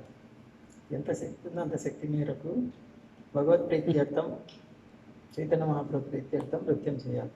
ఏదో ఆరోగ్యం బాగలేదు, శరీరం సహకరించట్లేదు, అది వేరే పరిస్థితి. భగవత్ ప్రీత్యర్థం ఈ చైతన్య మహాప్రభు కోసం నేను నృత్యం చేయాలి. మహాప్రభు ఇచ్చింది ఈ శక్తి నాకు, కాబట్టి ఆయనకు వినియోగించాలి. అన్నీ కూడా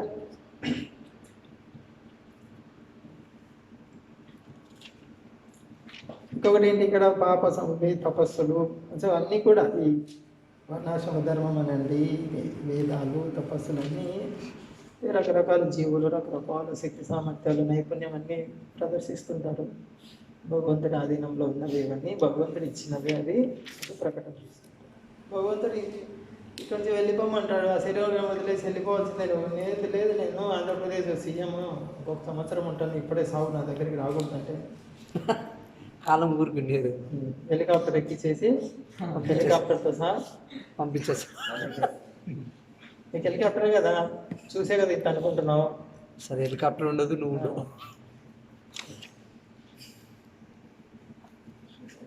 ఏ పొజిషన్ ఉంది చెప్పు ఇక్కడ?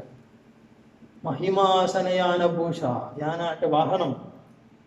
నీ వాహనాలు చూసుకొని ఇంత మర్చిపోతున్నావు, మహిమ నీ గొప్పతనాన్ని చూసుకొని మర్చిపోతున్నావు. నన్ను మర్చిపోయావు, నేను ఇచ్చిందని గుర్తులేదు నీకు, తీసేసి మళ్ళీ పునర్ముషికోభవ, మళ్ళీ ఎలుకైపై ఎలుక, పిల్లి, కుక్క, పులి అంత గొప్ప స్థాయికి వచ్చిన తర్వాత కూడా సాధువుని గౌరవించలేదు. అది ఏం చేసింది? సాధువు దగ్గరకు వచ్చి నేను నిన్ను తినాలను, మా ప్రసాదే గోవిందే అనే, అంటే నాకు ఆకలి వేస్తుంది, నిన్నే తింటానని. ఆ ఋషి ఏం చెప్పాడు? మళ్ళీ పునర్ అంటే మళ్ళీ మూసి, మళ్ళీ ఎలకైపోయింది.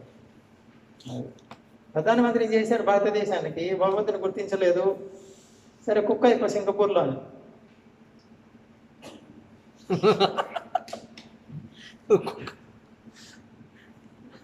ప్రధానమంత్రి స్థాయికి వచ్చినప్పుడు భగవంతుని గుర్తించాలిగా, లేదు. సింగపూర్, లండన్లో టూర్లు వేసుకుంటూ తిరిగావు ఎంజాయ్మెంట్ కొరకు. ఇప్పుడు ఏం చేశాడు? నువ్వు ఏమి ఎంజాయ్ చేయాలనుకున్నావు, దానికి సరైన శరీరం ఇదే, అక్కడే జన్మ తీసుకోపోవాలి, కుక్కగా జన్మ తీసుకో. ఏముంది, ఓ జీవుడు అంత స్థాయికి వచ్చి చివరికి మళ్ళీ ఇంకొక, అది భగవంతుని గుర్తించకుండా వచ్చేటట్టు ఫలితం. భగవంతుని గుర్తిస్తే ఏ స్థితిలో ఉన్నా సుఖము, దుఃఖము, ఉన్నత స్థాయి, దిగువ స్థాయి ఏముండదు, ఒకే స్థాయిలో నిశ్చలంగా ఉంటుంది.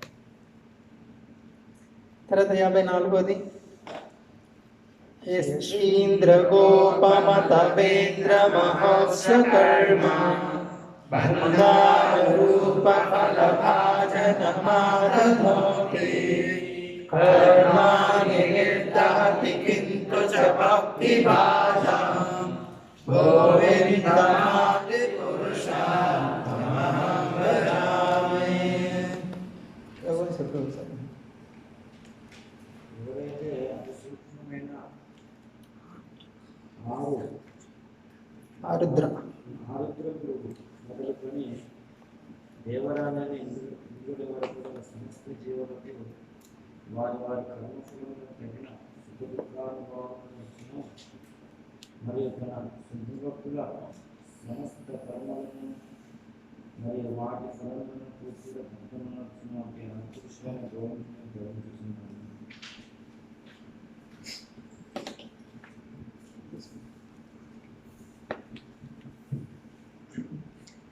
చూడండి, కర్మ గురించి చెప్తున్నారు. గోవిందుడు అతి సూక్ష్మమైన ఆరుద్ర పురుగు అంటే తెలుసా?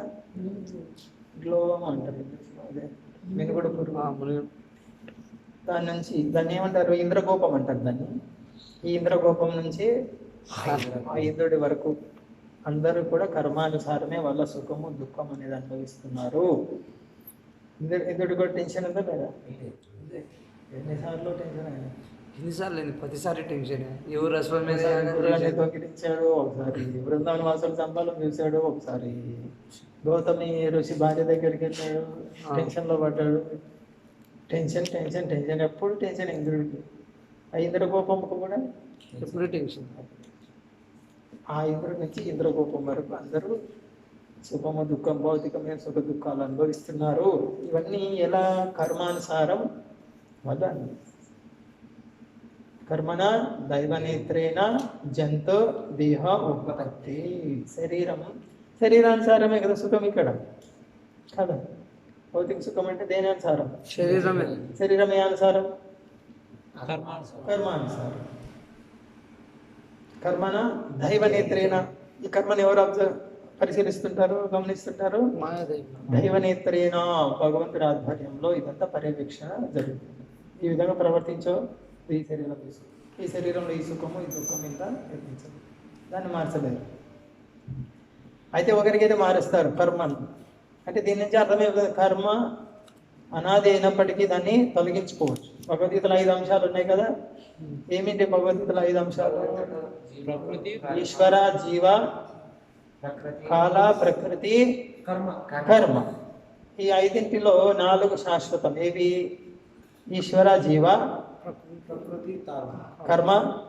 కర్మ శాశ్వతంగా జీవన్ జీవన్ ఈశ్వర, జీవ, ప్రకృతి, కాలం. కాలోస్మి. కాల ఎవరి శక్తి? కృష్ణుడి శక్తి. అది ప్రకటము అప్రకటము. ఇంతకుముందు వచ్చింది కదా. కాలం ఎవరి నుంచి వచ్చింది? మహావిష్ణువు నుంచి. తర్వాత ప్రకృతి ఎవరి నుంచి వచ్చింది? ప్రకృతి కానీ మహావిష్ణువు. మళ్ళీ ఎవరిలో వెళ్తుంది? కర్మ. కర్మ కర్మ శాశ్వతం ఉంటుందా? జీవుడి చేతిలో ఉంది, దాన్ని మార్చుకోవచ్చు. వైకుంఠం వెళ్ళాలంటే వెళ్ళొచ్చు, నరకం వెళ్ళాలంటే వెళ్ళొచ్చు, స్వర్గం వెళ్ళాలంటే వెళ్ళొచ్చు. ఇక్కడ ఏం చెప్తున్నారు? కర్మాని నిర్దహతి కింటు చ భక్తి భాజం. ఈ చిన్న మినుగుడు పురుగు నుంచి, అది చిన్న కీటకం నుంచి ఇంద్రుడి వరకు ఎవరి కర్మ వాళ్ళు అనుభవించి తీరాల్సిందే. అంటే కర్మాని నిర్దహతి బూడిదైపోతుందంటే ఎవరిది? భక్తి భాజం. ఎవరైతే భజన చేస్తారో అంటే భగవత్ ప్రీత్యర్థం సేవ చేస్తారో వాళ్ళ కర్మ పూర్తిగా బూడిదైపోతుందండి. భక్తుల కర్మ చూడండి. ఇక్కడ ఈ గ్రహం బాగలేదు, అది బాగలేదు, ఇది బాగలేదు, వాస్తవమే అది. కానీ భక్తుడి దగ్గరకు వచ్చేసరికి అవన్నీ గ్రహాలనండి, అవన్నీ అరిష్టాలు, అవి అన్ని కృష్ణుడి చేతిలో ఉన్నాయి. కృష్ణ నీ ఇష్టం ఏమైనా చేయి, నేను మాత్రం నీ సేవలో ఉండాలి. ఏం చేస్తాడు కృష్ణుడు? వెంటనే అది తీసేస్తున్నాడు. నేను తీసేస్తాను అంటున్నాడు. అది ఇక్కడ అహంతం సర్వ పాపేభ్యో మోక్షయిష్యామి. నీ పాపం అంతా నేను తీసేస్తాను. ఎప్పుడు తీసేస్తావు? శరణాగతి పొంది భజన చేయాలి. భక్తి భాజం ఏమని చూడు ఇక్కడ. భక్తి భాజం అంటే అనన్య భక్తులకు. అనన్య భక్తులు అంటే ఎవరు? ఎప్పుడు భగవంతుణ్ణి స్మరిస్తూ ఏమీ కోరుకోడు.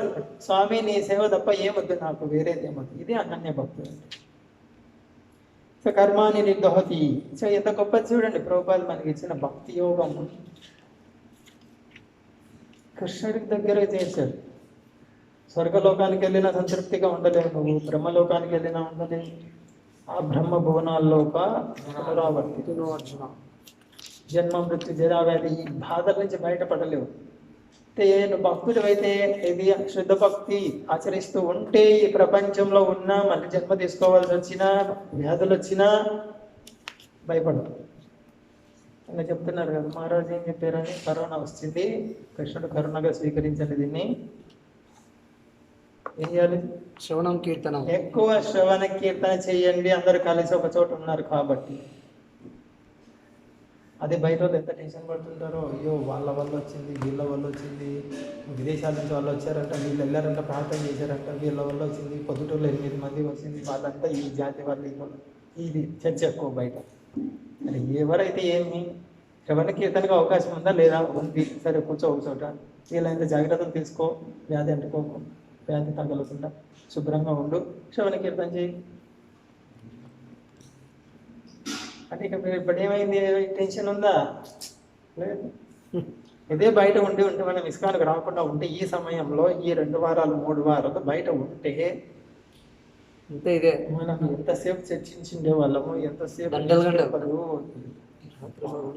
పల్లెల్లో కూడా చెట్ల కింద కూర్చొని, కంప చెట్ల కింద కూర్చొని పేకాట ఆడుకుంటూ ఇదే మాటలు. అక్కడ వచ్చింది, ఇక్కడ వచ్చింది, ఇక్కడ వచ్చింది. కంప చెట్లే ఇప్పుడు వేప చెట్లు ఉండేవి, అన్ని కొట్టి పడేది.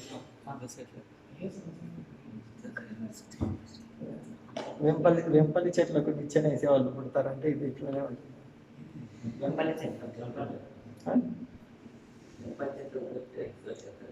నిచ్చెన వేస్తారు. సరే, ఇక్కడేమి మొత్తానికి సహారం, ఎవరైతే భక్తితో భజన చేస్తారో వాళ్ళ కర్మ పూర్తిగా భగవంతుడు తీసేస్తున్నాడు, వాళ్ళ కర్మని. 55 యం క్రోధ కామ సహజ ప్రణయాది భీతి వాత్సల్యమోహ గురు గౌరవసేయ భావే సంచింత్య తస్య సదృశం కరుమాపురేతే గోవిందమాది పురుషమహం వదామి. క్రోధము, కామము, సహజ సత్యము, భయము, వాత్సల్యము, మోహము, శ్రద్ధ వంటి సేవాభావములతో ఎవరిని ధ్యానించి అట్టి భావములకు తగిన యోగ్యమైన దేహ రూపములను భక్తులు పొందులో అట్టి ఆది పురుషుడైన గోవిందుని నేను భజించుతున్నాను. రూపముల గురించి చెప్తున్నారు. ఏ భావ ఉంది కదా, భావ ఇది ఏ తామ ప్రపద్యంతి. ఎవరెవరు ఏ భావనతో, సఖ్య భావంతో చేసిన వాళ్ళు భగవంతుడికి సఖ్య స్నేహితులు అవుతారు. వాత్సల్య భావంతో చేసిన వాళ్ళు తల్లిదండ్రులు, దాస్యభావంతో సేవకులు. ఇది చెప్తున్నారు ఇక్కడ. అదే వాళ్ళకి అటువంటి రూపాలు ఇచ్చేది ఎవరు? గోవిందుడి దానికి అనుమతించేది. అంటే భావన ఎవరి వైపు నుంచి వస్తుంది? మన వైపు నుంచి, సేవకుడి వైపు నుంచి వస్తుంది. ఇక్కడేమి ఎం క్రోధం. క్రోధం ఎవరు? కంసుడు. క్రోధ తర్వాత భయం. క్రోధం కంసుడు కాదు, శిశుపాలుడు. హనుమంతుడు కాదు. కోపం చూపించి ముక్తి పొందిన కోపంతో తిట్టు ఉంటాడు ఎప్పుడు.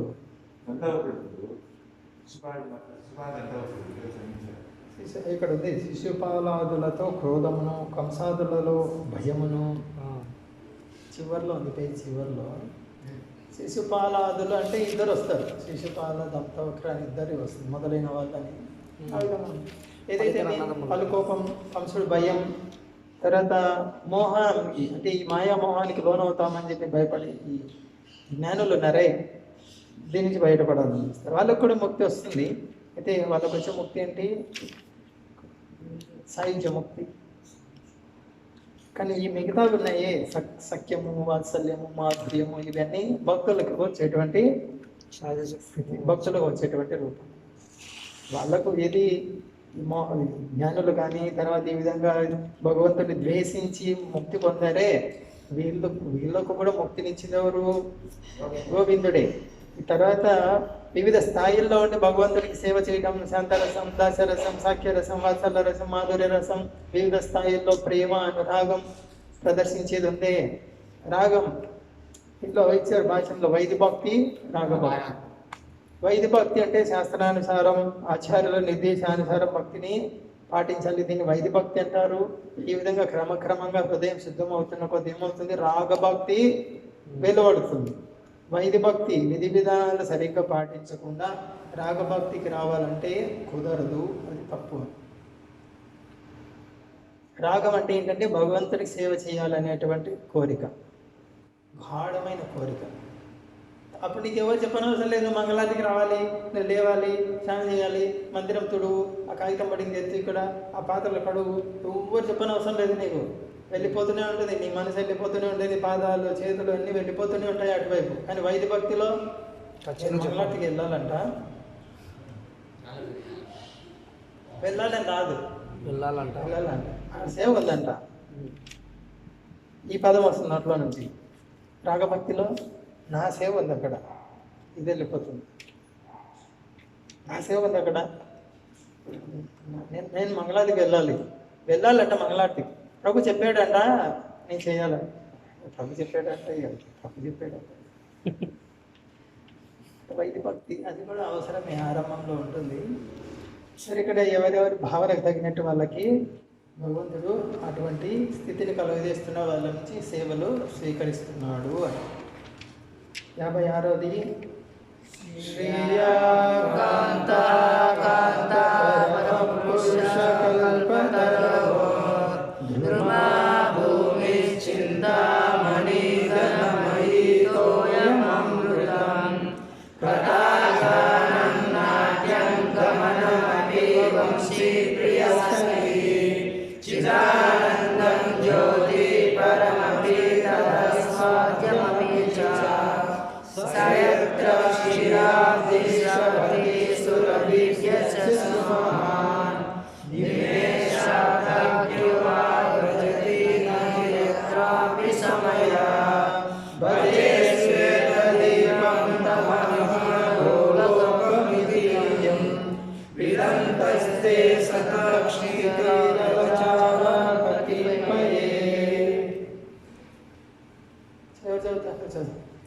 నేను శ్వేతద్వీపము అను పేరు గల దివ్య ధామమును భజించుచున్నాను. ఇక్కడ ఏది శ్వేతదీపం అంటున్నారు? గోలోకాన్ని శ్వేతదీపం అంటున్నారు. అతడ ప్రేమాస్పదలైన లక్ష్మీదేవిలు అనగా గోపికలు శుద్ధమైన భావముతో పరమపురుషుడైన శ్రీకృష్ణుని తమ ఏకైక ప్రియునిగా సేవింతురు. అతడి ప్రతి వృక్షము కల్పతరువే, అతడి నేల చింతామణిమయము, జలమంతయు అమృతము, శబ్దములన్నీయు గీతములే, గమనములు నృత్యములు, వంశీ అక్కడి వారికి ప్రియసఖి, అక్కడి జ్యోతి చిదానందమయము, మరియు అక్కడి దివ్య వస్తువులన్నీయును ఆస్వాద్యనీయములు. అసంఖ్యాకములైన అతడి కామధేనువులు దివ్యమైన మహాక్షీర సాగరములను ప్రవహింపజేయును. అచట అప్రాకృత కాలము ఎల్లప్పుడూ వర్తమానమై ఉండును. అచట భూత భవిష్యత్తులు లేని కారణమున అర్ధక్షణమైనను పరివర్తనము చెందక యథాస్థితిలోనే ఉండును. శ్రీయ కాంత కాంత, శ్రీయ అంటే లక్ష్మీదేవి, కాంత అంటే గోపికలు. గోపికలతో ఎవరని చెప్పాము? లక్ష్మీదేవి. వాళ్ళకి చాలా ప్రియమైన వాడెవరు? పరమ పురుషుడు. మొదటి లైన్ శ్రీయ కాంత కాంత పరమ పురుష. గోపికల గురించి చెప్పారు. కృష్ణుడు కేంద్ర బిందువు వాళ్ళ సేవకు. తర్వాత కల్పతరవో ధ్రుమ. ధ్రుమ అంటే వృక్షాలు, అక్కడున్న వృక్షాలన్నీ కూడా కల్పవృక్షాలే. తర్వాత భూమి చింతామణి ఘనమయి, నేలంతా కూడా చింతామణిమయమైపోయి ఉంటుంది. తోయం అమృతం, నీళ్ళు అమృతమే.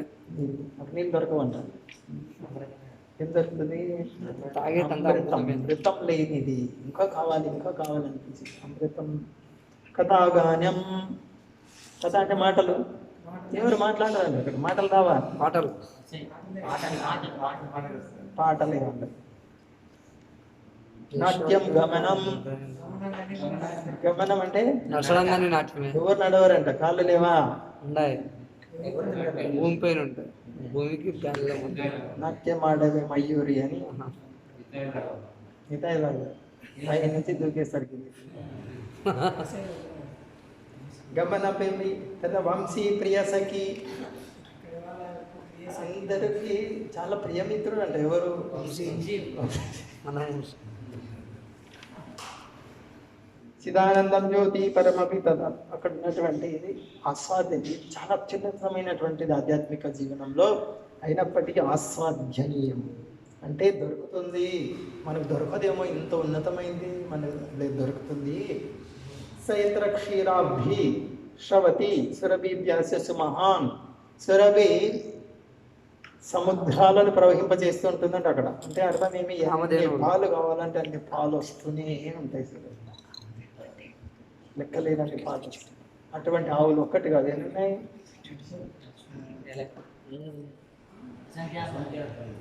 నిమేషార్థక్యో నా వ్రజతి నహ్యత్రాపి సమయ.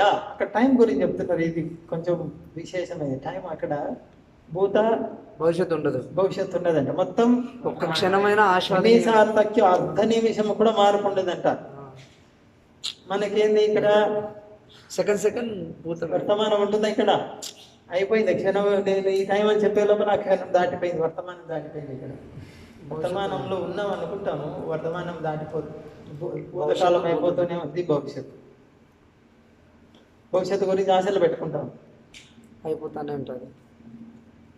భూతకాలంలో జరిగింది బాధపడుతుంటాం. వర్తమానం అంటూ మనకు వాస్తవంగా లేదు ఇక్కడ.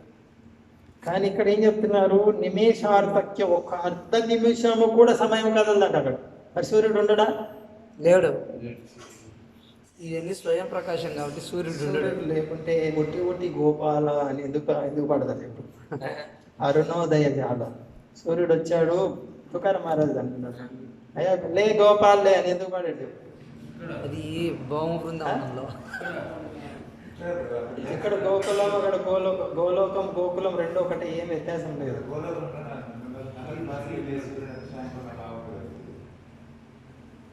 గోలోకంలో సూర్యుడు ఉన్నాడు, చంద్రుడు ఉన్నాడు. అయితే కృష్ణుడి యొక్క లీల మేరకు ఎప్పుడు రావాలో ఎప్పుడు వెళ్ళాలో పౌర్ణమాసి యోగమాయ డైరెక్షన్ ఇస్తుంది. ఆ డైరెక్షన్ ప్రకారం వచ్చేది. అది అక్కడ సూర్యుడు లేడంటే ఇక్కడ సూర్యుడు లాగా కాదు. ఇక్కడ సూర్యుడు ఉంటేనే ప్రకాశం. నేను చెప్పేది నతద్భాషతో సూర్యుడి వల్ల వెలుగు పొందేటువంటి స్థితి కాదు నా ధామం. సూర్యుడు కృష్ణుడి వల్ల వెలుగు పొందుతుంటాడు అక్కడ. కృష్ణుడికి యోగమాయ చెప్తుంది, అయ్యా టైం అయింది, కృష్ణుడు ఇప్పుడు ఆవులు తోలుకొని వెళ్ళాలంటే సూర్యుడు ఉదయిస్తాడు వెంటనే అక్కడ. లేదు వసంత ఋతువు పౌర్ణమి రోజు కృష్ణుడికి తన అత్యున్నతమైన భక్తులు గోపికలతో కలిసి లీల చేయాలనుంది, చంద్రుడు పూర్ణమి చంద్రుడు అవతరిస్తాడు. అంటే ఇక్కడ సూర్యచంద్రుల మీద ఆధారపడి మనం వెలుగు వాళ్ళ నుంచి స్వీకరిస్తున్నాం. అటువంటి సూర్యచంద్రులు అవసరం లేదు నా ధామం. స్వయం ప్రకాశమానం అది. అయితే భగవంతుడు లీలార్థము సూర్యచంద్రులు ఉంటారు అక్కడ కూడా. లేకుంటే ఆధ్యాత్మిక ప్రపంచము ఈ దాని యొక్క ప్రతిబింబం అని ఎలా చెప్తారు చెప్పండి? అది దాని యొక్క ప్రతిబింబం ఎలా అవుతుంది? అక్కడ ఉన్నవి ఇక్కడ లేకుంటే, ఇక్కడ ఉన్నవి అక్కడ లేకుంటే ఎలా అవుతుంది? ఉన్నాయి, కానీ ఆ పని చేసే తీరు వేరు. భౌతిక శక్తి ఉన్నదంతా ఆధ్యాత్మిక శక్తి ఉంటుంది కదా. చిన్మయం మొత్తం ఆధ్యాత్మిక. అవును, రాసలీల గోలోకంలో జరుగుతుంది, గోకులంలో కూడా జరుగుతుంది. ఏం వ్యత్యాసం? ఇక్కడ ఉన్న అక్కడ లీలలు ఇక్కడ ప్రకటన అవుతాయి. దీన్ని గోకులం అని పిలుస్తారు. గోకులంకు గోలోకం ఏం వ్యత్యాసం లేదు. ఒకే వ్యత్యాసం ఏమంటే అది పైన ఉంది, ఇది కింద ఉంది, అంతే. ఎటువంటి వ్యత్యాసం లేదు. భజే శ్వేత దీపం తమహమిహ గోలోకం ఇది. గోలోకంని ఏమని పిలుస్తారు? శ్వేతదీపం అని పిలుస్తారు. ఎం ఇదంతస్తే సంత సాధువులు, ఈ భూమి పైన ఉన్న సాధువులు లో చాలా తక్కువ మందికి దీని గురించి సమాచారం ఉంటుంది, అందరికీ తెలియదు, ఇది చాలా రహస్యం అని చెప్తున్నారు. కానీ ఈరోజు మహాప్రభు దయ వల్ల అది బట్టబయలు అయిపోయింది. కేవలం ఈ 10,000 సంవత్సరాలే. రససేవ సుఖం మళ్ళీ ఏమైపోతుంది, మళ్ళీ రహస్యం అయిపోతుంది. చాలా అరుదయుగా తెలుసుకొని ఉంటారు అప్పుడు. అటువంటి గౌరవంగా మన దగ్గర మన మీద కరుణతో ఇక్కడికి వచ్చి ఉన్నాడు. ఇంకొకటి ఏంటంటే ఇక్కడ ఆస్వాద్యమపి పరమపి, కృష్ణుడు టాప్ మోస్ట్ అత్యున్నతమైన రసాన్ని ఆస్వాదిస్తుంటాడు గోలోకంలో. వైకుంఠధామాలు ఎక్కడ కూడా లేదు అది. అనేది మహాప్రభు గురించి చెప్పేది. అనర్పిత చరించిరా కరుణయావతీర్ణ కలౌ ఉన్నత ఉజ్వల రస స్వభక్తి శ్రియ. స్వభక్తి కృష్ణ భక్తిలో ఉన్నటువంటి ఉన్నతమైన ఉజ్వలమైన రసాన్ని ఇవ్వడానికి మహాప్రభు వచ్చాడు. తను ఆస్వాదించడానికి వచ్చాడు, ఇవ్వడానికి కూడా వచ్చాడు. అది ఇక్కడ ఆస్వాద్యం అపి, కృష్ణుడు ఆస్వాదిస్తుంటాడు ఎప్పుడు అత్యున్నతమైన రసాన్ని గోలోకం. దీని తర్వాత మీరు చదవండి, 4 శ్లోకాలు ఉన్నాయి దీంట్లో. ఇక్కడ భావం చదివి వదిలేస్తుంది. ఇది 57వ శ్లోకంలో చూడండి. ఓ బ్రహ్మ, నా మహిమాన్వితమైన విజ్ఞాన రూపమును తెలుసుకొనుటకును ప్రజలను సృష్టించుటకును నీకు కోరిక ఉన్నచో ఈ పంచశ్లోకి విద్యను నా నుండి వినుము. ఎంత బ్రహ్మ ప్రార్థన చేసిన తర్వాత కృష్ణుడు ఏం చెప్తున్నాడు? భాగవతంలో ఏ శ్లోకి వచ్చింది? చతుర్థశ్లోకి. నారాయణుడు దర్శనమైంది. ఇక్కడ కృష్ణుడు ఈ పంచశ్లోకి విను నువ్వు సృష్టించాలనుకుంటే అని. అక్కడ కూడా ఆయన సృష్టి కోసమే కదా భగవంతుడి గురించి తపస్సు చేసింది. ఈ 58వ శ్లోకం నుంచి జ్ఞానభక్తి మార్గముల ద్వారా చిదనుభూతి కలిగినప్పుడు సమస్త జీవులకు ఆత్మస్వరూపుడైన శ్రీకృష్ణుని పట్ల గాఢమైన భక్తి జాగృతమగును. అది చిన్మయ రసరూపము సర్వోత్తమము. తర్వాత శ్లోకంలో శాస్త్ర ప్రమాణములు, ఆస్తిక ప్రవర్తన, తీవ్రమైన సాధనల ద్వారా ఆత్మసాక్షాత్కారమునకై నిరంతర అభ్యాసముల చేత క్రమక్రమముగా సర్వోత్తమమైన భక్తి ప్రాప్తించును. శాస్త్రానుసారం చేయాలి. తర్వాత ప్రేమ భక్తి ప్రాప్తికై మౌలికమైన భక్తి మార్గములు అంటే సాధన భక్తి, విధి భక్తి ఆచరించవలెను. కృష్ణుడు బ్రహ్మకు చెప్తున్నది. నువ్వు ప్రేమ భక్తికి రావాలంటే ఏం చేయాలి? సాధన భక్తి తీవ్రంగా తీసుకోవాలి. దానికంటే అధికమైన శ్రేయస్కర మార్గం మరి ఒకటి లేదు. దానితో పాటు పరమానంద ప్రాప్తి కలిగి తద్వారా నా వద్దకు చేర్చుటకు అది ఒక పరమ సాధనమగును. కావున అట్టి ప్రేమ భక్తిని సాధన చేయవలేను.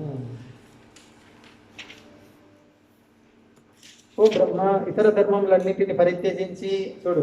ధర్మానన్యాన్ పరిత్యజ్య సర్వధర్మాన్ పరిత్యజ్య మామేకం భజ విశ్వసన్. పూర్తి విశ్వాసంతో నేను చెప్పింది నమ్మకం, విశ్వసించు, భజించి. కేవలం నన్నే భజింపుము, సేవింపుము. సాధకుల శ్రద్ధను బట్టి చేసిన కర్మఫలములు లభించును. ఈ జగత్తున జనులు నిరంతరం ఏదైనా ఒక ఆదర్శ సాధనకై కర్మలలో నిమగ్నులెదురు. ఆ కర్మలన్నింటినీ చేయుచు వారు నన్ను ధ్యానించుచు నా సేవానురూప పరాభక్తిని పొందుదురు. చివరి శ్లోకము. ఓ విధి, విధి అంటే బ్రహ్మ. నేను ఈ స్థావర జంగమ జగత్తునకు బీజమును అనగా మూలతత్వమును, నేను ప్రధానమును, ప్రకృతిని ఉపాదాన కారణం. ఉపాదాన కారణం అంటే రిమోట్ కాజ్ అంటారు ఇంగ్లీష్లో. అంటే రిమోట్ కాజ్, ఇమీడియట్ కాజ్, మన కల్లో కనిపించే కారణం ఉపాదానం. పురుషుడును నిమిత్త కారణం. నిమిత్తం అంటే వెనుక ఉంటాడు కానీ ముందర కనిపిస్తాడు. బ్యాంక్ మేనేజర్ లాగా అనుకో, లోపల ఎక్కడో ఉంటాడు ఆయన, సైన్ చేసేది ఆయన, ఇచ్చేది ఎవరు మనకి? క్లర్క్. మనకేమనిపిస్తుంది? క్లర్క్ చెక్ ఇచ్చారనుకుంటాం మనం. క్లర్క్ కాదు, అక్కడ సైన్ చేస్తేనే ఈయన ఇచ్చేది. కాబట్టి ఇక్కడ విష్ణువు నిమిత్త కారణం, ఇక్కడ ప్రకృతి ఉపాదాన కారణం. అంటే ప్రత్యక్షంగా మనకు కనిపించేది, ఇమీడియట్గా మనకు చెక్ ఇచ్చేది ఎవరు? క్లర్క్. అక్కడ నిమిత్త కారణంను కూడా నేనే. నీవు ధరించు బ్రహ్మతేజం కూడా నా చేతనే ఇవ్వబడింది. ఇప్పుడు నీవు ఈ తేజస్సు ద్వారా స్థావర జంగమాత్మకమైన సృష్టిని నిర్వహించుము. ఇక్కడేమో సర్వం నేనే, ప్రకృతి నాదే. పురుషుడి నుంచే కదా ప్రకృతి వచ్చింది. ప్రకృతి అంటే ఏమి? శక్తి. శక్తివంతుడు ఉంటేనే అంటే సర్వము నేనే. నేను లేదంటే ఏమీ లేదు ఇక్కడ. ఇది ఒకటి అర్థం చేసుకొని నువ్వు సృష్టి మొదలు హరే కృష్ణ హరే కృష్ణ కృష్ణ కృష్ణ హరే హరే హరే రామ హరే రామ రామ రామ శ్రీ శ్రీ బ్రహ్మ సంగీతకి